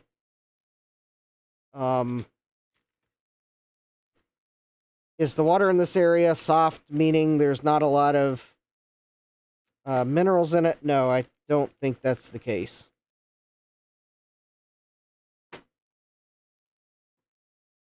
Or is it hard water that's doesn't have a lot of minerals in it? I get it mixed up. Yeah, David says acid in one cleaner and then run the board in the basic solution to clean it further. Yeah, in that case, I could probably get away with the acid clean as just regular water. Um, and then when I put it in through the basic clean, that's got the distilled water. And then rinse it with distilled water to keep the minerals off of it. Joe says distilled water in those cleaners turns into mineralized water the first time you clean something in it. Thomas Armstrong says our water is so soft they recommend we take minerals. Okay, well, maybe then what I'll do is ultrasonically clean this board. Let's see if I fix the Kib says our water is so hard we can cut it. Okay, yeah, that's yeah, it's quite the difference in water. David says our water here is so hard it crunches when you chew it. All right, so we are going to use the Over Easy Blue Scuzzy again. Although, why am I plugging this in? No, we are not going to use the Over Easy Blue Scuzzy because I just remembered I am checking to see if the reset and interrupt buttons are now working or if I'm going to need to steal some off of another board to replace those. So I don't need to be able to boot it to check the reset and interrupt buttons. So I have plugged in the the SE Combo PicoVid, and we're going to turn the power supply on, and then we will see our capture input. And I think this is the interrupt button.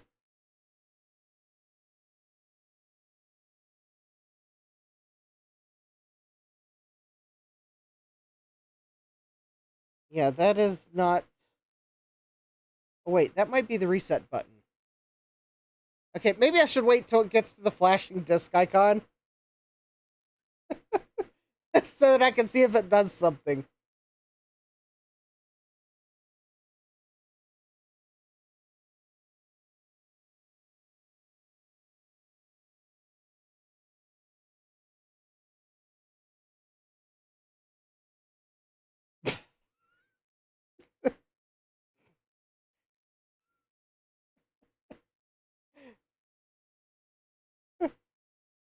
Uh, oh, Mike. All right, so let's see here. Does this button do anything? Okay, I think that's the reset button.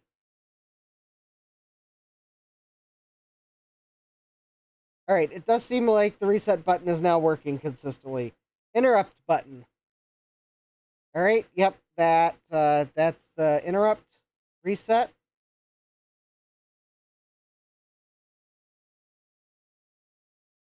Interrupt reset.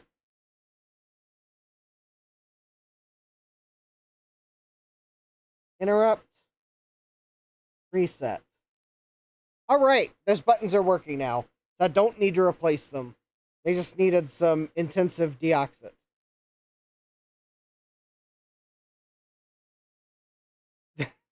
Kim says, my godmother's original village's water is so full of iron, it is as conductive as a whole bar of iron. Wow. Thomas says, some of the well water with iron stains clothes. Yeah. David.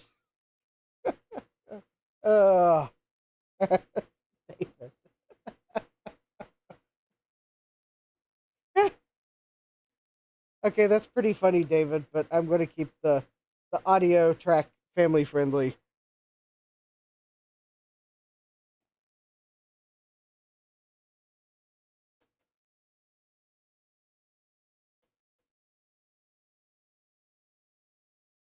I guess if anyone's curious, unless I have to edit something about the video, the chat replay is available.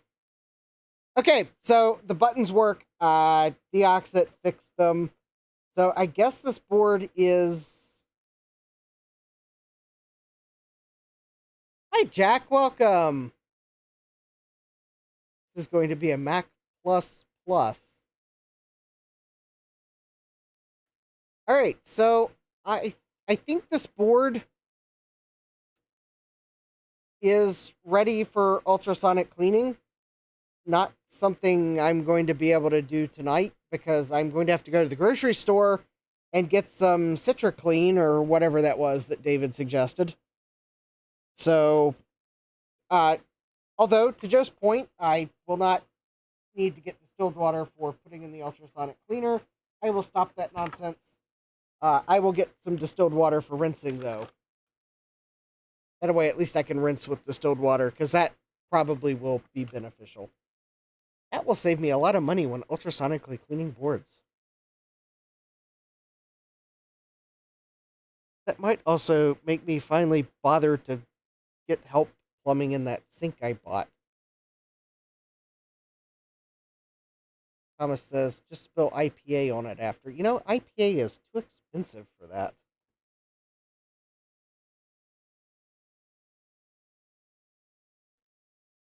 All right, so I think the next step with this board, because it works, it's just got some rust issues, is to ultrasonically clean it in a mild acid bath to take care of the rust, and then ultrasonically clean it in my usual board solution to take care of the other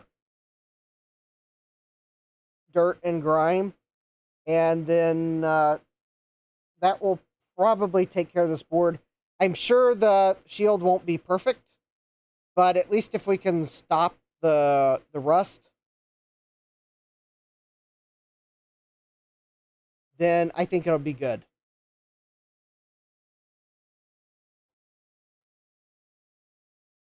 So, yep. For those of you just joining, this is a Mac SE FDHD from the Herndon Hall, and it obviously there was water that pooled in it at some point, so this is not rust or damage from the battery. In fact, I want to say the battery might have already been removed, because I don't remember pulling a battery out of it at Chris's house. But yeah, there is some rust where I think water pooled on it. But it is in working shape. So I'm hoping if I can just take care of the rust, then I won't feel too bad about it. And the one cool thing about this is, you know, I kind of would maybe like to take a look at it tonight. Because I don't think swapping I've got a new frame for the case. And, you know, I'm not feeling like swapping the frame right now. But what I would like to do, if I can find it, because as you all know, I misplace things on my bench from time to time. I have a cool upgrade for this Mac. Gibb says, casually pours very, very strong vinegar over the board. I don't think we want a strong vinegar bath. I think we want either a weak vinegar bath or a weak citric acid bath. And considering I don't like the smell of white vinegar,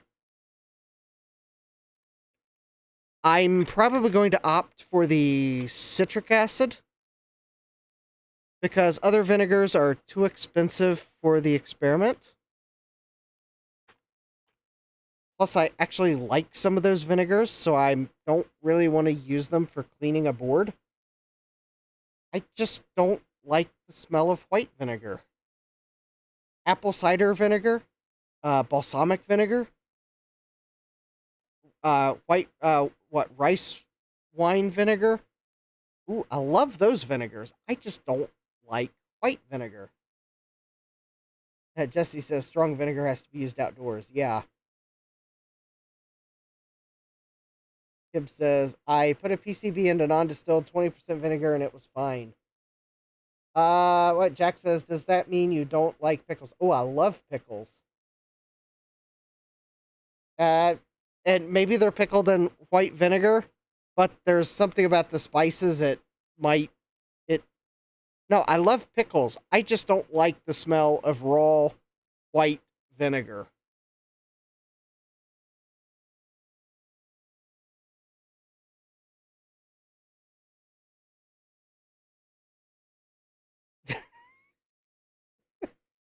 Call me weird. It's especially awful when it's being used to clean a coffee maker because then it's heated white vinegar. Ugh. Jack says, "Whew, okay. If Justin didn't like pickles, we were going to have words." Now, I had a very tasty pickle with my wrap at lunch today. I think the cafeteria gets dill pickles. In fact, I'm probably going to have to ask him what kind they are because I may have to get a jar for myself, assuming they're not just like food service dill pickles.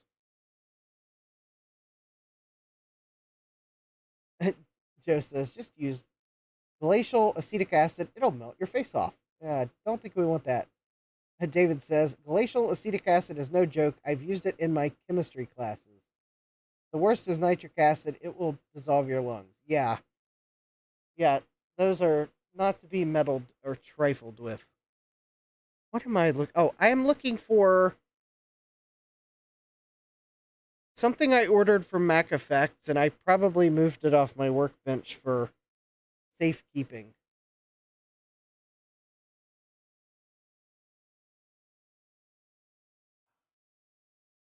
All right, hold please while I go find it. I want to try it. We'll download a different macOS image from the internets. One maybe like a System 7.1 image. Thomas says simply orange. Um, I'll just get the packets of like the packets of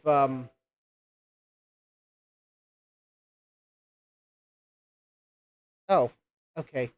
Got a pop up message from my web browser. Then I realized I didn't have the web browser open, so it had no way of giving me the notification until now.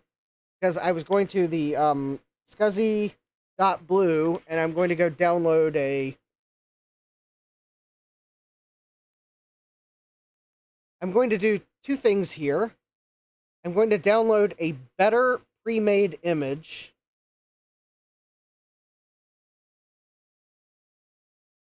for an SE.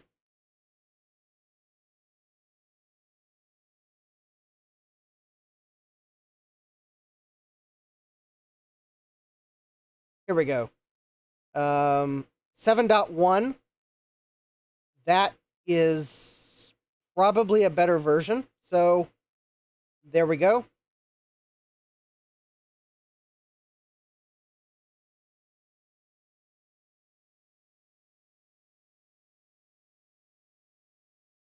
All right, so I've got that downloading. Let me also go ahead and go to the Mac Effects website and download the extension we need to install in that image.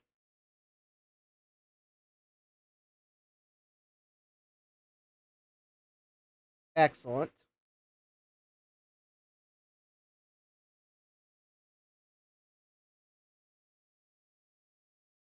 And now, let me go walk over to my shelf, because that's probably where I put the item.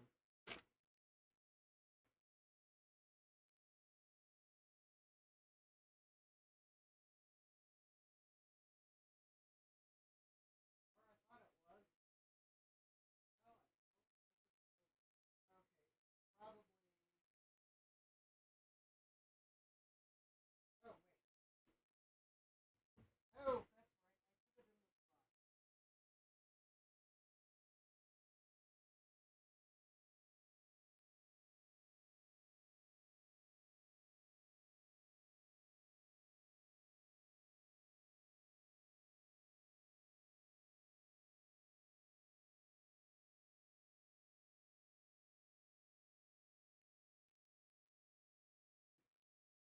like, this should out of this box. I just found the bubble wrap that it was in, and it's fallen out.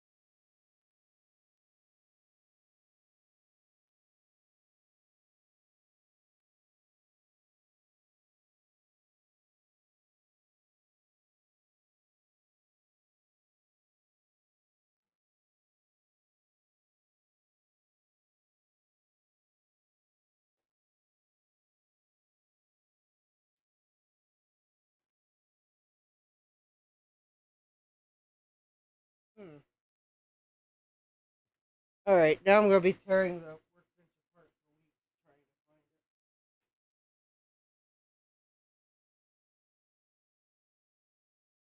I didn't put it over here with the SE, of course not. Okay, I sure thought it was still on my workbench. I bet it still is on my workbench. It's a MacFX accelerator. Yeah, I'm back. I still haven't found what I'm looking for though, but I'm back at my chair. So if you were making funny faces while my back was turned, like in Spaceball President Scroob, well, stop that. I'm looking at the screen now. Sure, someone will point out but it's not like you can see us on the other end of the camera, and well, yeah, I'd have to concede you're right.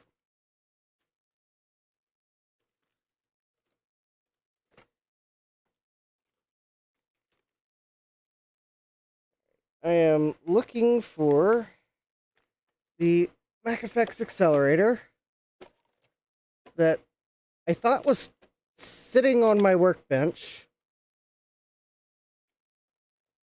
but I didn't see it where I thought it was on my workbench.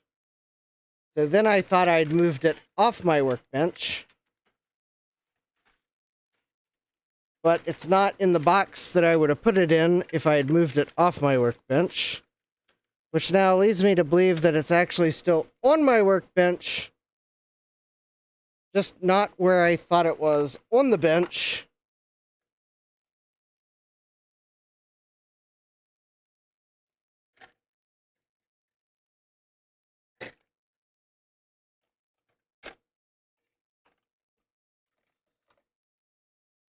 And no, I will not need to AirTag it when I find it, because it's going in the SE, so... AirTagging the SE might be required. AirTagging the accelerator card will not be.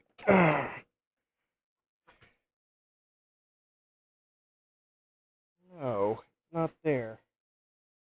Oh wait, is that it? No, that is a CD of something.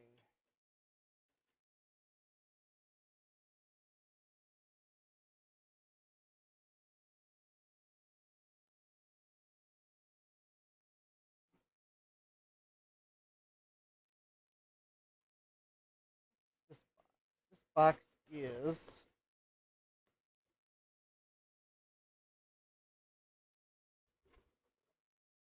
Oh, that's right. That's all the expansion cards that came with the um, Apple IIe that was in an Apple II case. All right.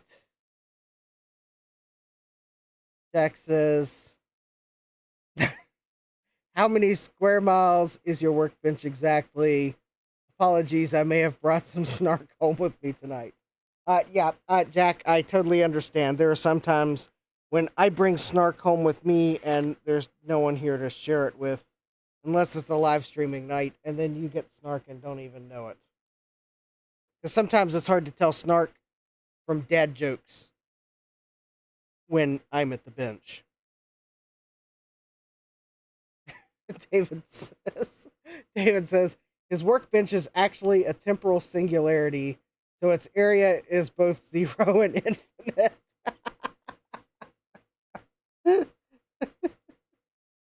Yes, thank you, David. I knew you would understand my workbench. Yeah, temporal singularity would be an apt description of it. Because after all, I probably have one piece of every project that's in process on it, if I really got down to figuring out what is on my workbench.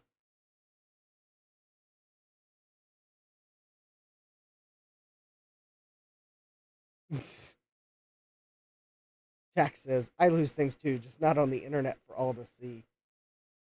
Yeah, seriously. All right, let me take another look.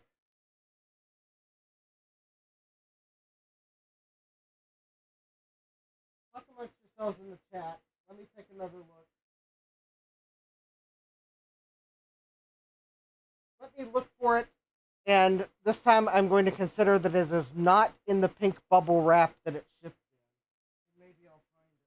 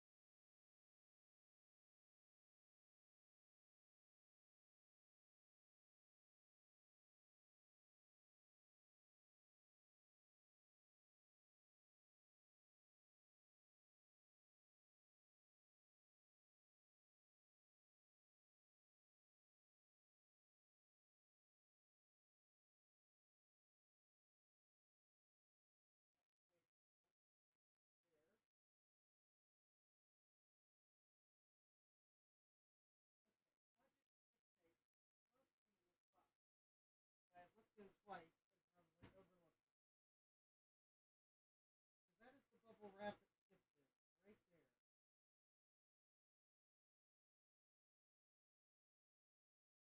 New bus card.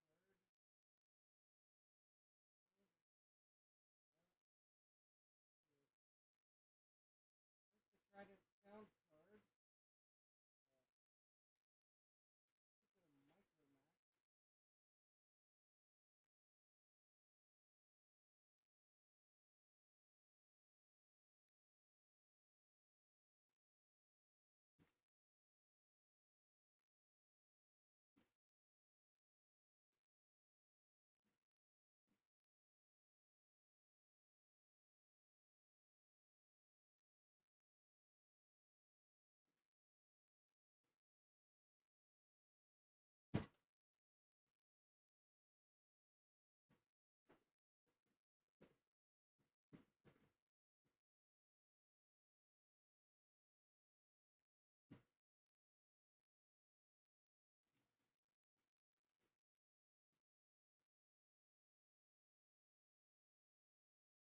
Found it.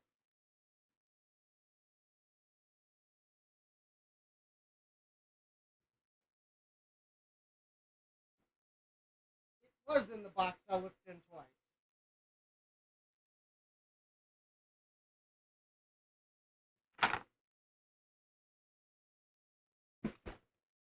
It was where I thought it was all along. I just didn't look in the right part of the box. All right, what's on the bench next? Well, we've got a performer from Mac Effects. So I hope it performs because I paid for this with my own money. I'm sure it performs. It's from Mac Effects. Oh, look at that. Special thanks to jcm-1.com. So we know it's going to be awesome. Jack says performer because performer was already taken. All right. Yeah, it was in the box that I thought it was in. And of course, the first two searches turned up nothing because I didn't look in the part of the box where it was. But in reality, what should have clued me into looking in the whole box was the fact that I found the bubble wrap that it shipped from Mac Effects in. It was folded in a particular way. That's how I knew it was the bubble wrap. Not that I remembered what the bubble wrap looked like. It was just how it was folded.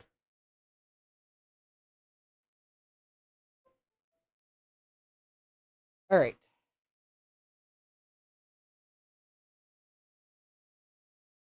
Mike says, I thought my feed went dead with no audio. Seems Justin wanders off for Hot Pockets and Jolt Cola.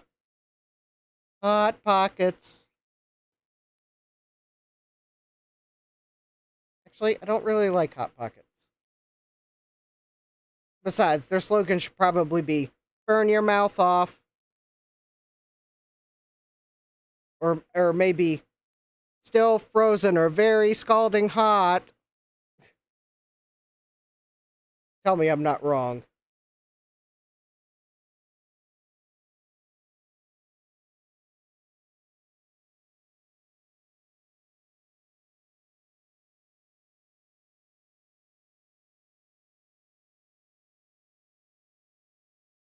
All right, there we go. All right, I am copying the 7.1 image onto my Blue Scuzzy card because we're not going to wait for, 753. We don't have time for that.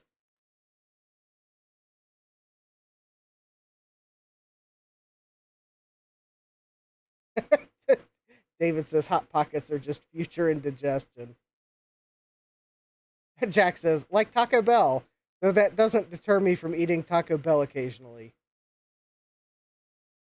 Jesse says, no, Sundrop was the original energy drink. Thomas is asking, did someone eat at Taco Bell? Now you have me wanting Taco Bell, but if I tried to live Moss at 11:30 at night, I would, sleep Menos. Yeah, I'm sure I butchered that.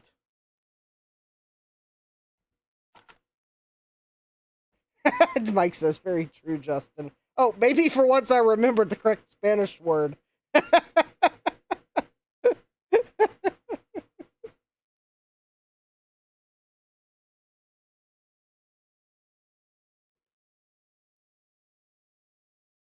Okay, maybe I might have to get some Taco Bell for me, for my, to satisfy this hankering I now have for it. Maybe I'll get some Taco Bell this weekend. Because, yeah, occasionally, there are a few things on the menu that I think I've figured out that for an occasional treat, there are a few things I could get on the menu, and they don't largely bother me as long as I don't overindulge.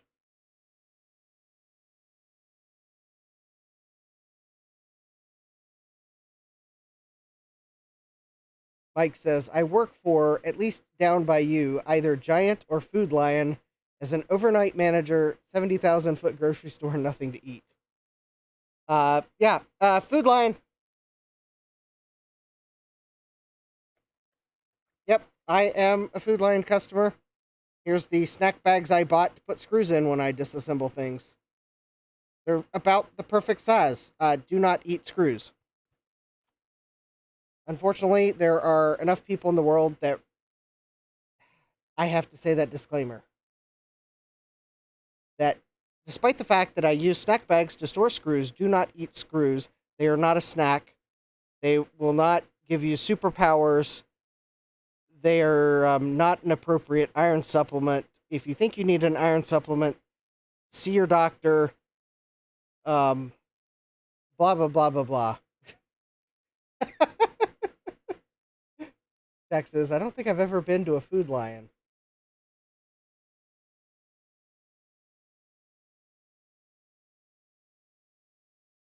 Oh, Mike says, David says, surely you have apples and cheese sticks. Mike says, like, we're hungry and we have every possible food at our fingertips, but we want pizza and nothing's open. Yeah.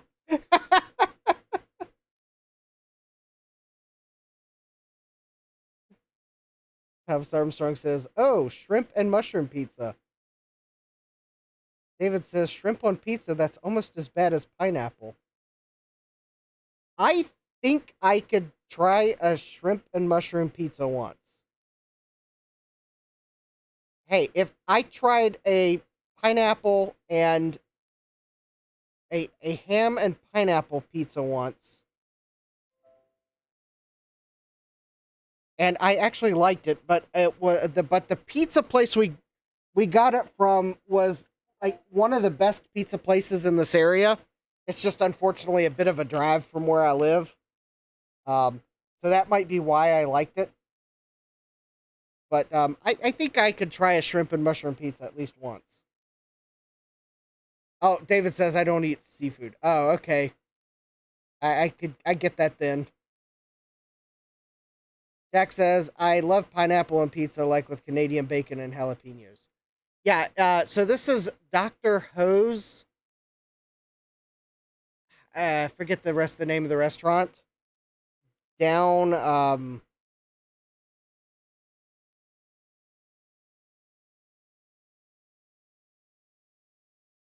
gonna look it up. Dr. Ho's Humble Pie. They're down in North Garden, Virginia. And they do a mean pizza. So if you are ever in this area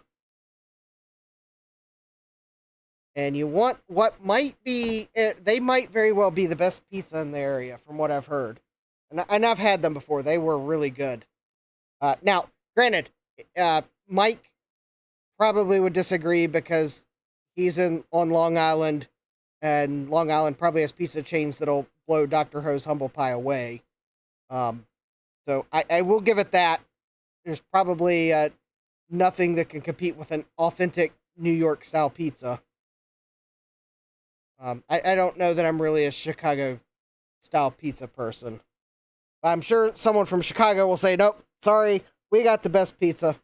But yeah, or at least in this area, Dr. Ho's Humble Pie, I think, is one of the best pizza chains. They just unfortunately are a bit of a drive because they're on the south end of, well, more on the southern end of the next county down. So I don't get there that often at all. Although I may have to make a trip down there sometime soon now that I'm thinking about it. Jack says, Chicago-style pizza can be a lot. David says, we had Food Lion in Florida like 20 years ago. Didn't last. Publix and Winn-Dixie gave them too much competition.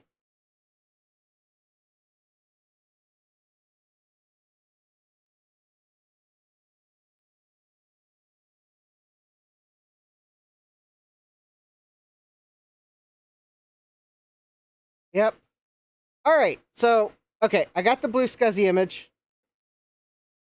Now, okay, now I need to copy the extension.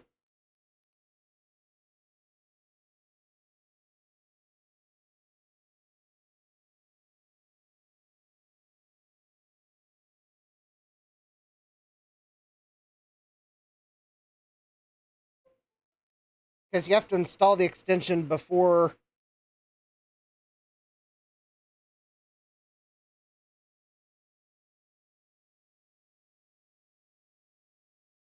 Yeah, before you can actually install the accelerator. All right, so there we go.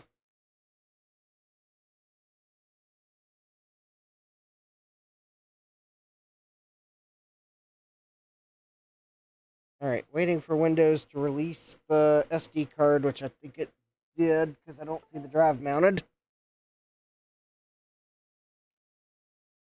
Well, at least it unmounted it. I don't know if it actually ejected it, but it did unmount it. All right, so I've got the Pico Micro Mac. So let me go ahead and plug that back in. Oh, let me set the cotton swab box here.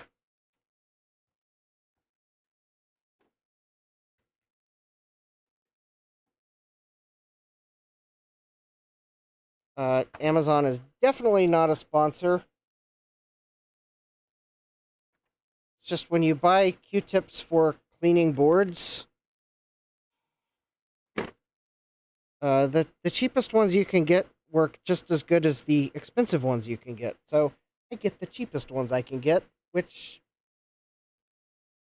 the getting a 4-pack of the 500 ones gives me plenty of Q-tips. Jack says, everyone take note where the cotton swab box is for when Justin declares it lost in a future stream. I actually have 2 boxes of cotton swabs down in the basement, and I know where both of them are. The thing is, for the things I use almost every stream, like cotton swabs and other swabs for cleaning, those usually don't get misplaced. It's the items I don't use almost every stream, like Gotex and floppy emus. Those are the ones that get lost. All right, let's power up.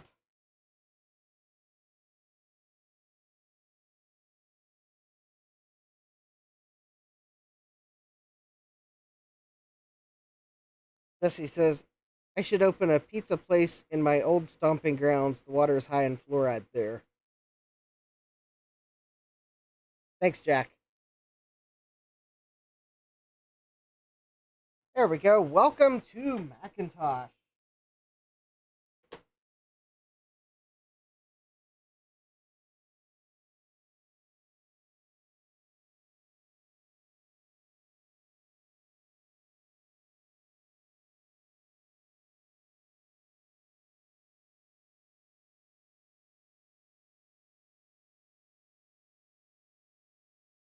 Oh no, we won't have QuickTime. What will we ever do?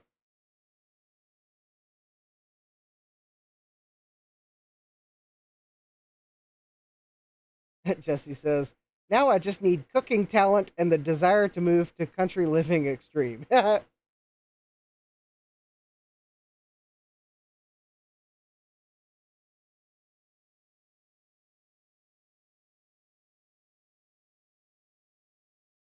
Well, we're theoretically booting.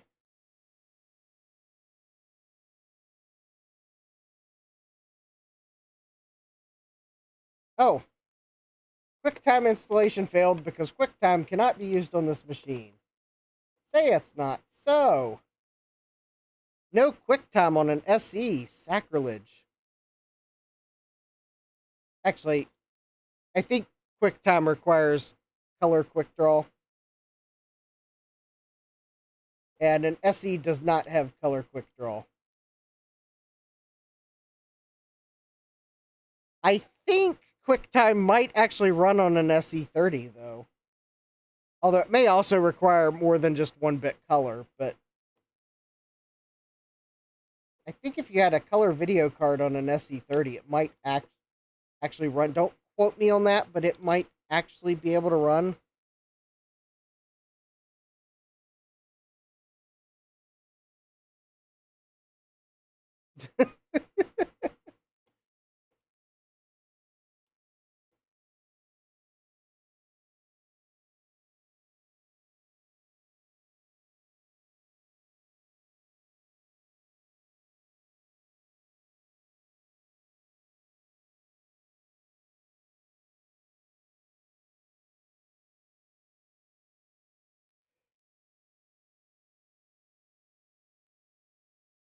All right, let's just save a little time here. I'm going to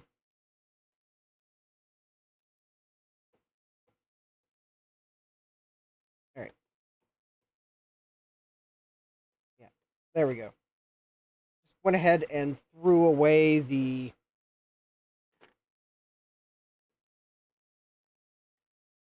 QuickTime extension. This image will be for the SE.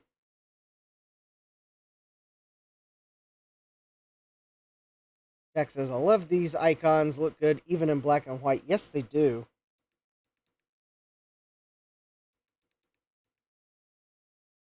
It is definitely something that Apple was on point on back then. All right, so let's see here. I do need that. Oh, I probably did not want to drag that into the... Oh, I did not want to put that in the system folder, but, well, we can fix that easily. There we go. All right. Now, does this have... No, I do not see stuff it, so let me do this.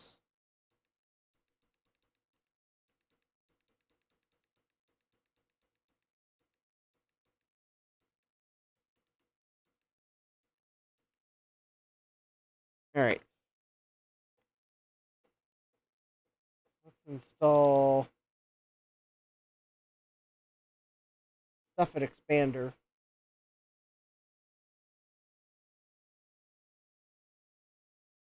David Starbucks says .sit happens. Yes, it does on classic Macs. Because you have to use a compression utility that understands resource and data forks. And I think the old versions of Zip don't. I think newer ones might. But back at this time, I don't think the version of Zip would have understood resource and data forks. Jack says, before Stuff It, I remember using Compact Pro .cpt files.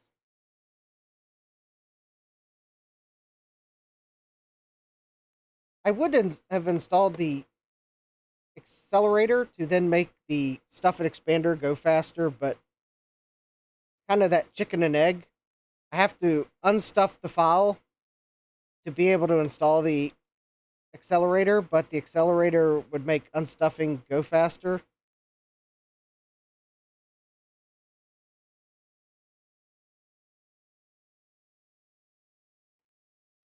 This software requires... Yes, because I highly doubt that it really requires that much memory.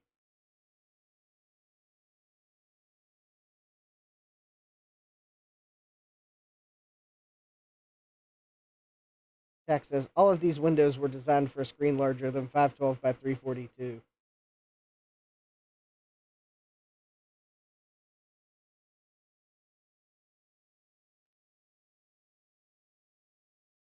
Yes, install requires 1.2 megabytes.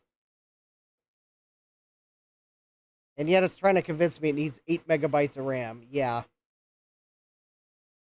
I declare shenanigans.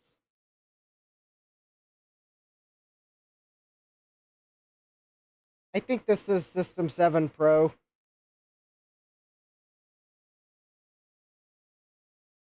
No, this is 7.1. It's probably System 7.1 Pro.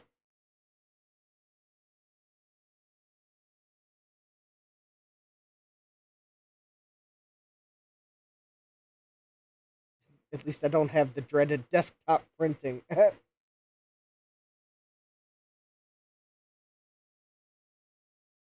I'm hoping Stuff It Expander will run on this Mac. Because otherwise I'm going to have to pull out another Mac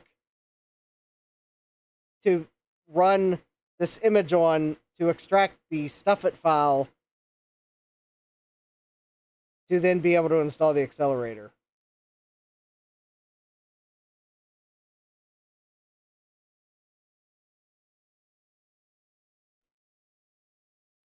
I am thinking that this might be a case of the installer tells you it needs more RAM than it actually does. And that might be how much the stuffit program needs. I think stuffit expander can run in less. I might have to adjust the amount of memory it's allowed to use, but considering the stuffit file I need to expand is 26K or something like that, I highly doubt I need 8 megabytes to unstuff it.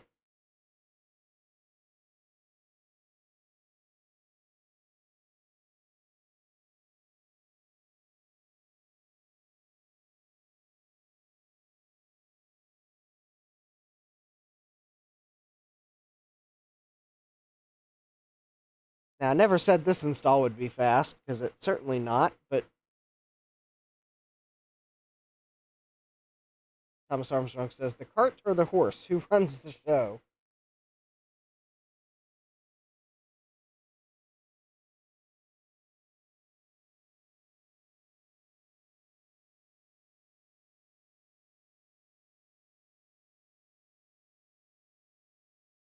Jack says, you can benchmark installing this again after you install the accelerator. Yeah, funny.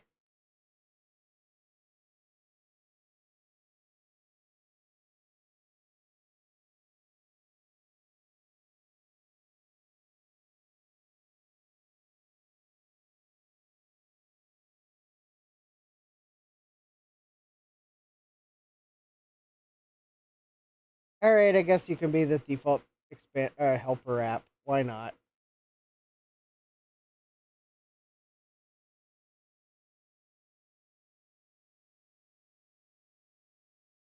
Any day now. Any day now.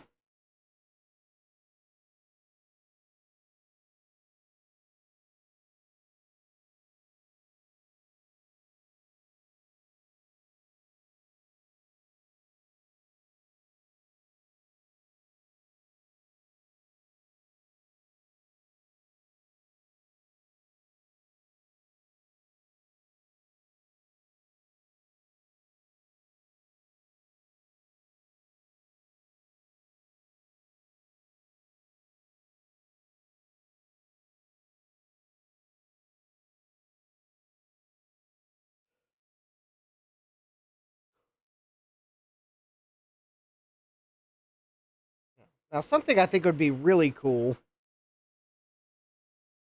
is to build one of these for the Plus.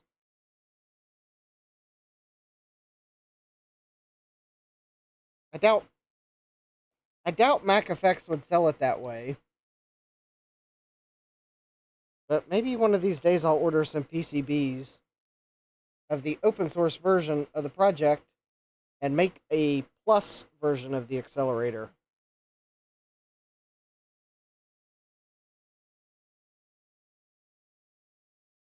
I believe that version needs a different set of gals, or it has an extra gal or something like that. But oh, apparently we're out of memory. How fancy! How much memory do we have? Yeah, that's what I thought. We have plenty of memory. All right, so let's see if by chance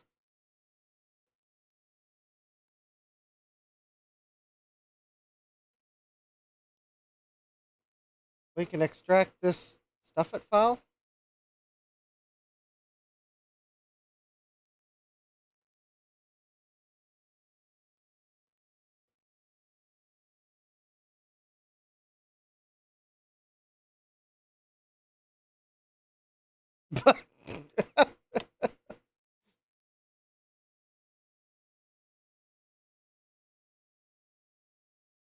I'm going to take that might be a no.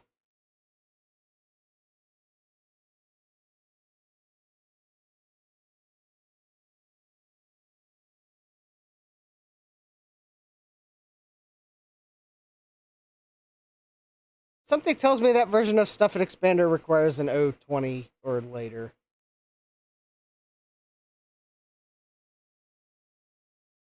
But yeah, I'm going to take it that that was a no, it's not going to run.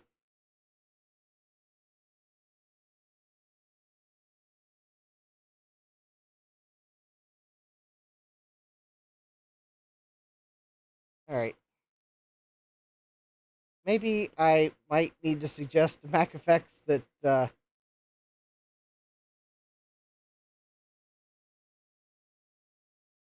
yeah, the SC30 would probably work. I just didn't really feel like dragging it out tonight. It's right now safely tucked away where I can't accidentally do something stupid to it. All right, let's just see what happens if I try to run Stuff and Expander. Yeah. All right.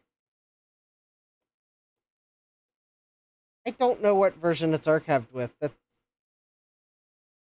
Mac Effects has it on their website as a Stuff It file.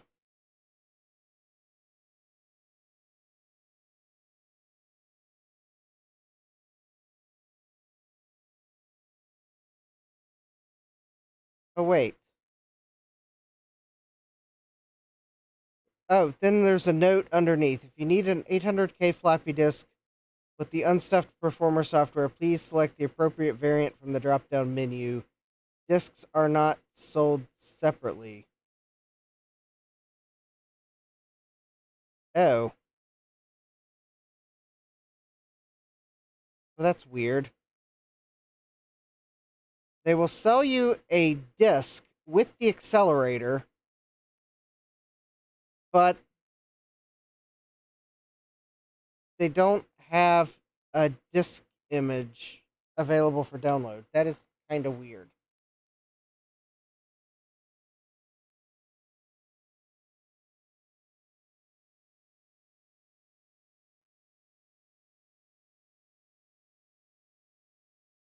All right, let me see if this is on the garden.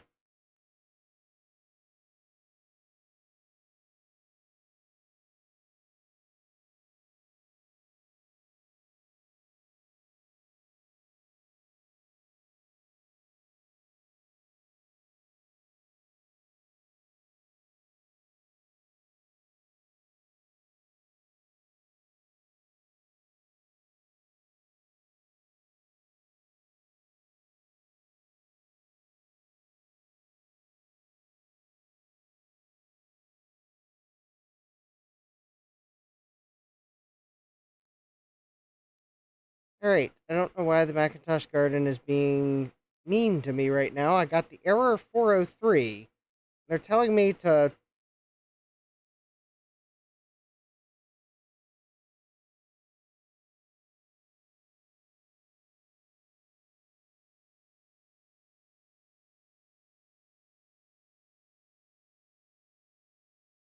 Okay, I cannot search Macintosh garden.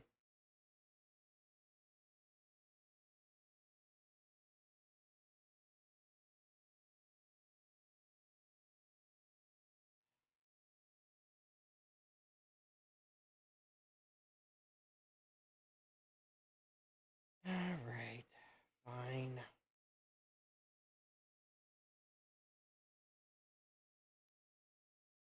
See if I can find it somewhere else.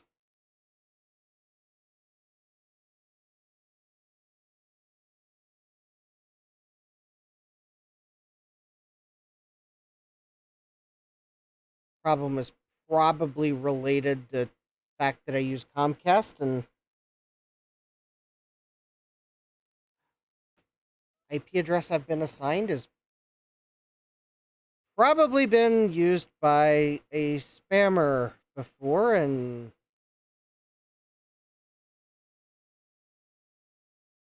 because the page I get on Macintosh Garden says run antivirus and anti-malware. Well, I'm already running antivirus and anti-malware, and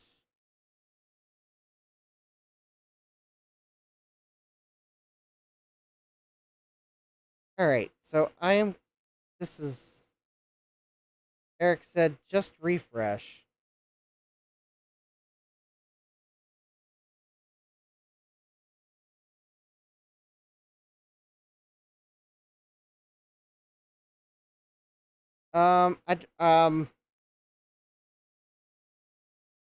I can use the stuff converter that JCS has. Um,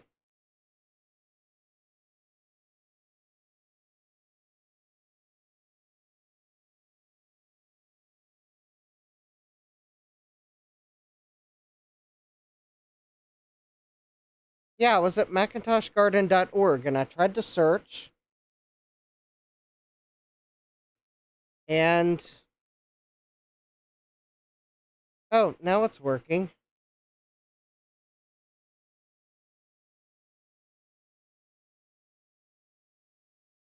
Wait a minute.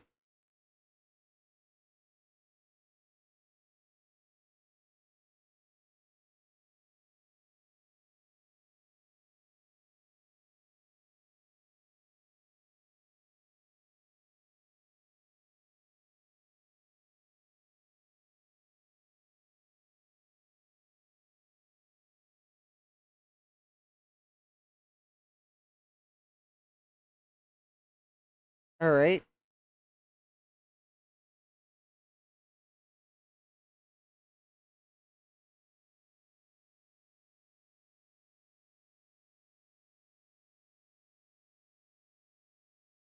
Looking at something here. Okay. Greater Manchester. What?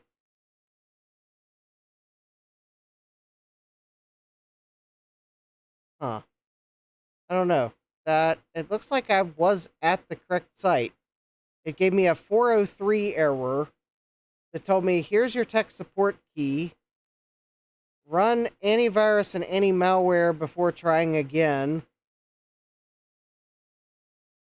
If you continue to have problems, you can contact us, but you got to give us your tech support key. It was really weird.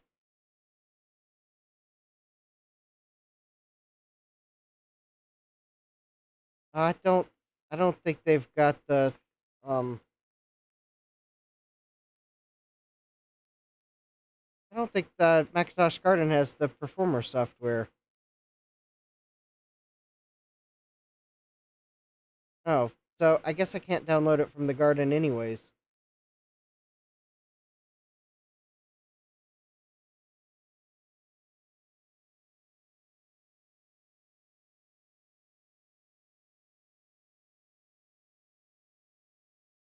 All right.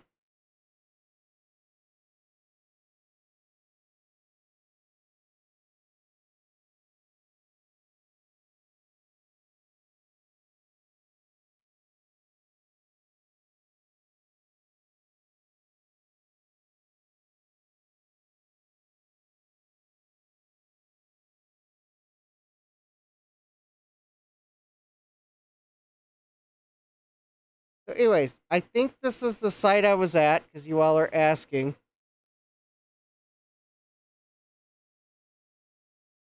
So there, I was at macintoshgarden.org and I tried searching for performer. I mean, it's working now. I checked my history and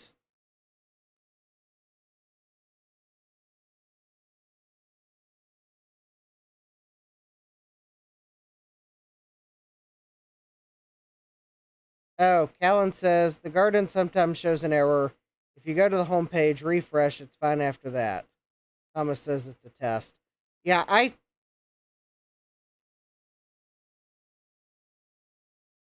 suspect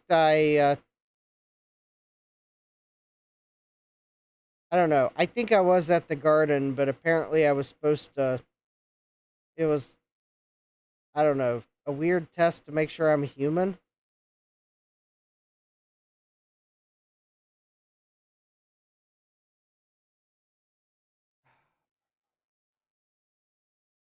Okay, I don't think the garden has the performer software. Oh, Callan says it's usually when you leave it in a tab and then go back to it after a while. Okay, well, I might have had a Macintosh Garden tab open already and didn't realize it. All right, so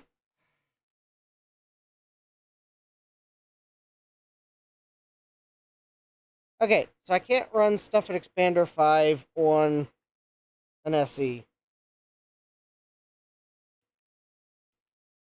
Oh, and I mounted the wrong disk image.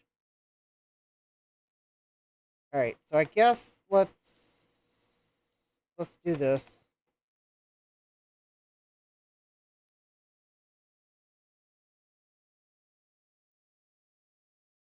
All right, let's try this. All right, we will. Might as well remove that because it's not compatible.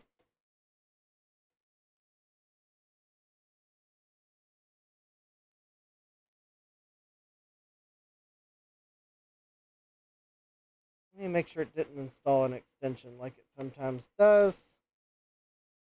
And then uh I've got a stuff at light,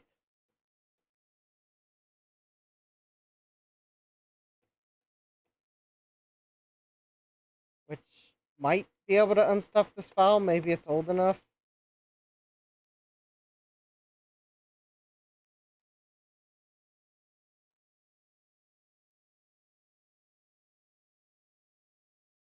And if that's not it, then I'm going to have to use a different Mac to unstuff it. And that'll have to be later because it's getting late.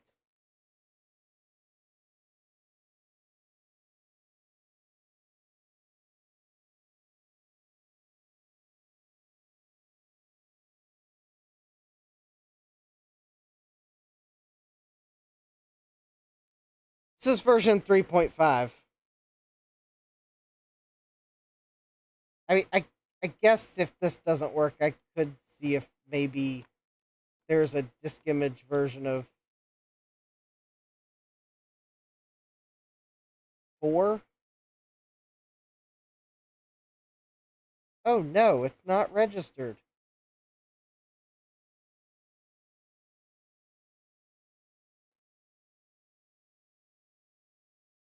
Oh, there we go. Apparently,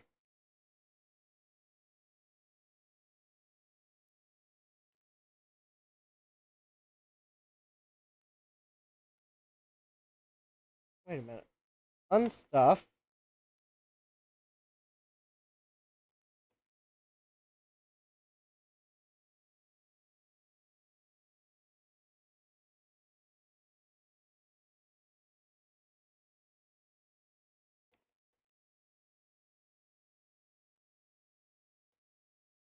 Yeah, I need to set up an image that's got all the stuff I like to use on it. I used to have one, but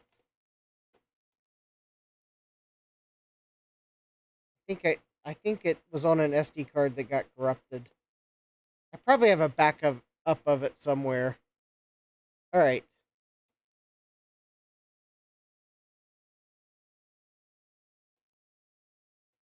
All right. It looks like we got it extracted. I don't need the ATOC patch, I don't think. I do need this.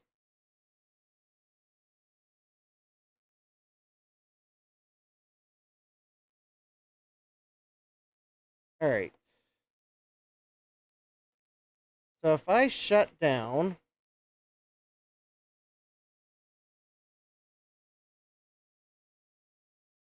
and then power down,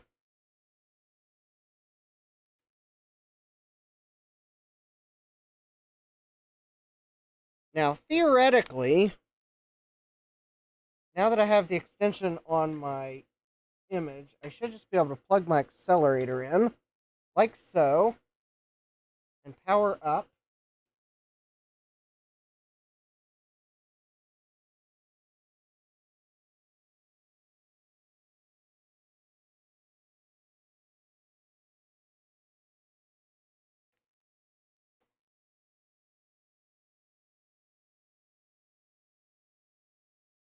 And I think the initial part of the boot is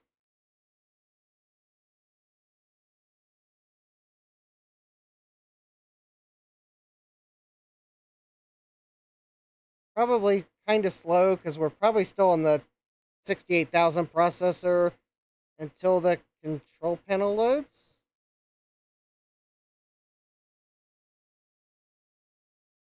Which I thought it had a really cool icon that runs across the bottom of the screen when it loaded.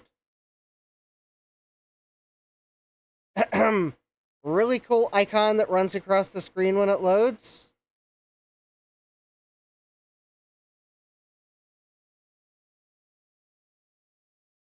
Anytime now.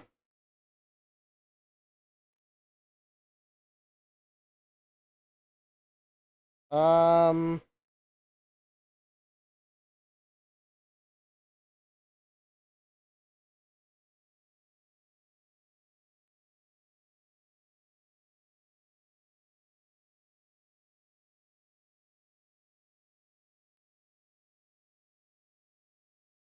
oh wait, we just loaded another extension. There we go.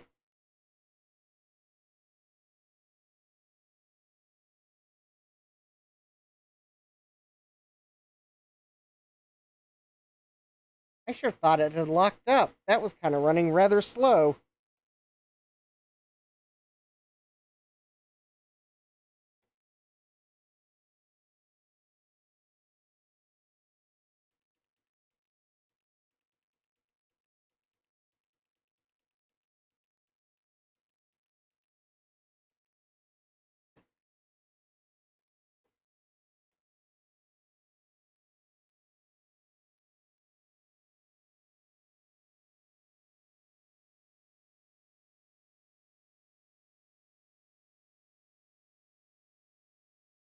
All right, theoretically, we might be running with. Oh, I should probably go to the control panel. It might not actually be running with the accelerator yet. Dave says it does take it a while to start up.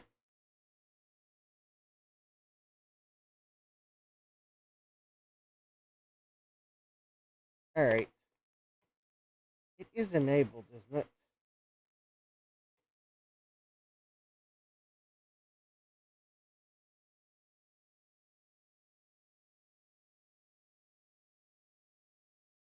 It would have loaded faster if they'd made it an extension, but then it wouldn't have a control panel for.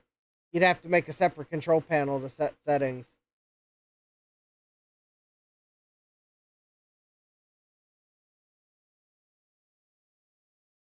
Oh, okay. Eric says it's on the Blue Scuzzy site. Just a web browser. All right, I'll keep an eye. I'll have to check that out next time. Apparently, I did though figure it out. I bet stuff at 5.5 would probably run now. There we go. Running a 16 megahertz 68030. Oh, that's right. I only bought the 16 megahertz version.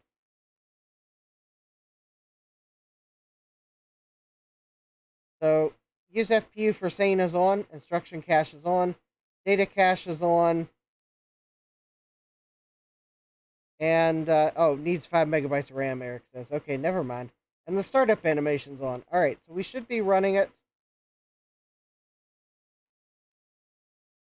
So if I run Snooper, hopefully Snooper will tell us we are running on a 68030. Jack says, yes, I would like the data cache, but no instruction cache, please. All right, system info. Yep, there we go. That's pretty much describing an SC. Info, CPU info. Oh, there we go. Processor type 68030. PMMU present. Yes, FPU type 68882. Nice. 42 megahertz CPU speed. I'm not sure that is actually correct. So if I run logic tests now. All right, we can't run that one. Oh, accelerator. Nice.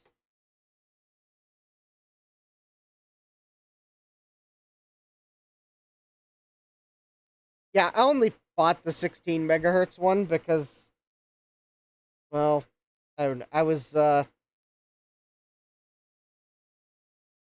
of one of those. Oh, wait a minute. No, it should be clocked at 25 megahertz. Oh, no, it is 25 megahertz, clocked to 16 megahertz. Okay, with FPU. Oh, that's right. They're all, it's clocked to 16 megahertz regardless. You can pay extra to get the gold CPU. But I didn't need the gold CPU that no one would see because it's located inside the computer.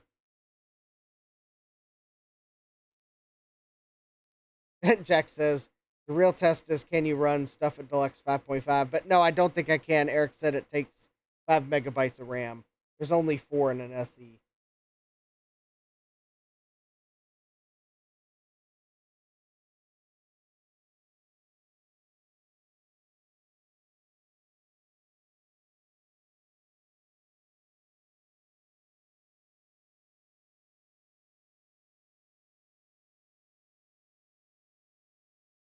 Callan says, there be gold in them SEs. Yeah.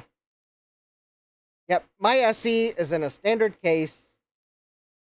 Dave says the gold CPU was on back order. Actually, I think when I ordered mine, because I've had it for a little while, I think I could have picked gold CPU. But I didn't. Because I'm not putting it in a clear case. You'd never see the gold CPU. So I saw no need to pay extra for the gold CPU. It's going in a beige case.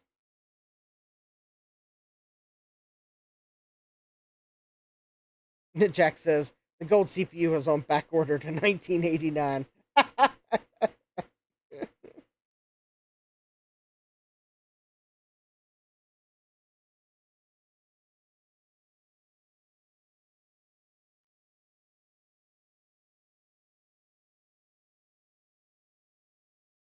Well, there we go. We couldn't run that test before. There was no FPU.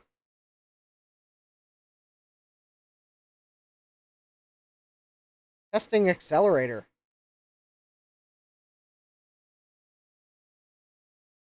I really don't know what the accelerator test does.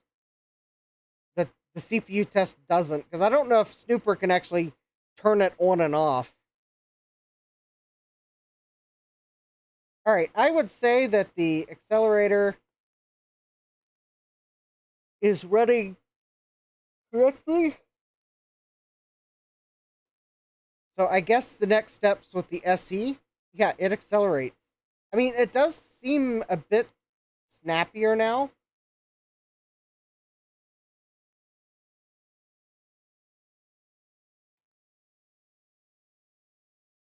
I mean, yes, it definitely feels snappier now.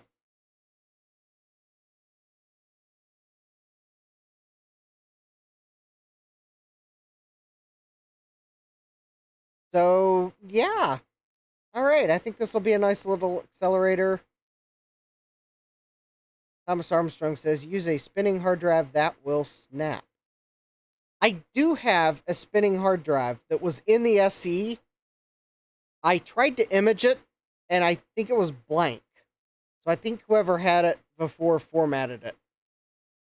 It might, though, have a few bad sectors, so we may not be able to use it.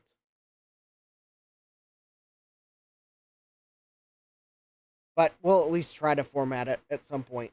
So anyways, what am I going to do? I am going to ultrasonically clean this board this weekend. I do have a couple boards to ultrasonically clean, so I guess I will do it this weekend. So next week, all right. Thomas is asking about the Atari power supply. I placed an order with Mauser yesterday morning. I did order a 3.3 ohm power resistor,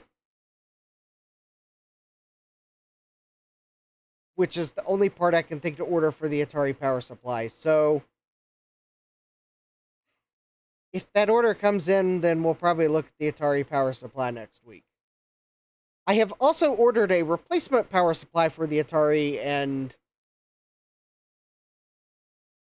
as far as I know, it made it to customs, and on the Spanish Post's website, the tracking now shows a red X. So I don't know what that means.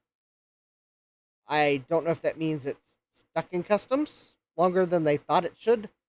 I don't know if that means customs rejected it. I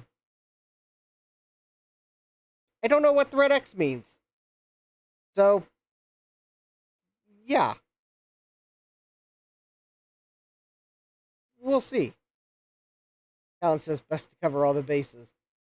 So, hopefully I receive that power supply at some point. But we'll see. But maybe I can fix the one that's on board. So, if our customs department rejected it for some reason, well, and it gets returned to the sender, then, well, at least maybe I'll have a power supply. But all I can say is I tried. USPS / Homeland Security, don't make me make another power supply for the Atari.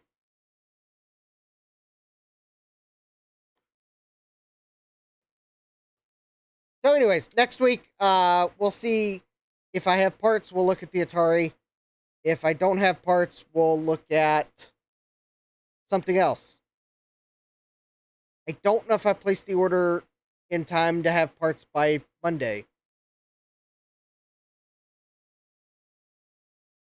So I'm not sure what I'll stream on Monday. But anyways, don't forget to smash that like button, subscribe, and turn on notifications. If you like it when I do these live streams, that way you'll know when I go live next.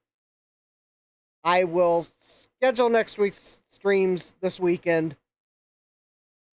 I will hopefully get a good idea of when to expect those items, maybe Saturday or Sunday, so that I can figure out when to schedule streams. Hopefully we can look at the Atari next week.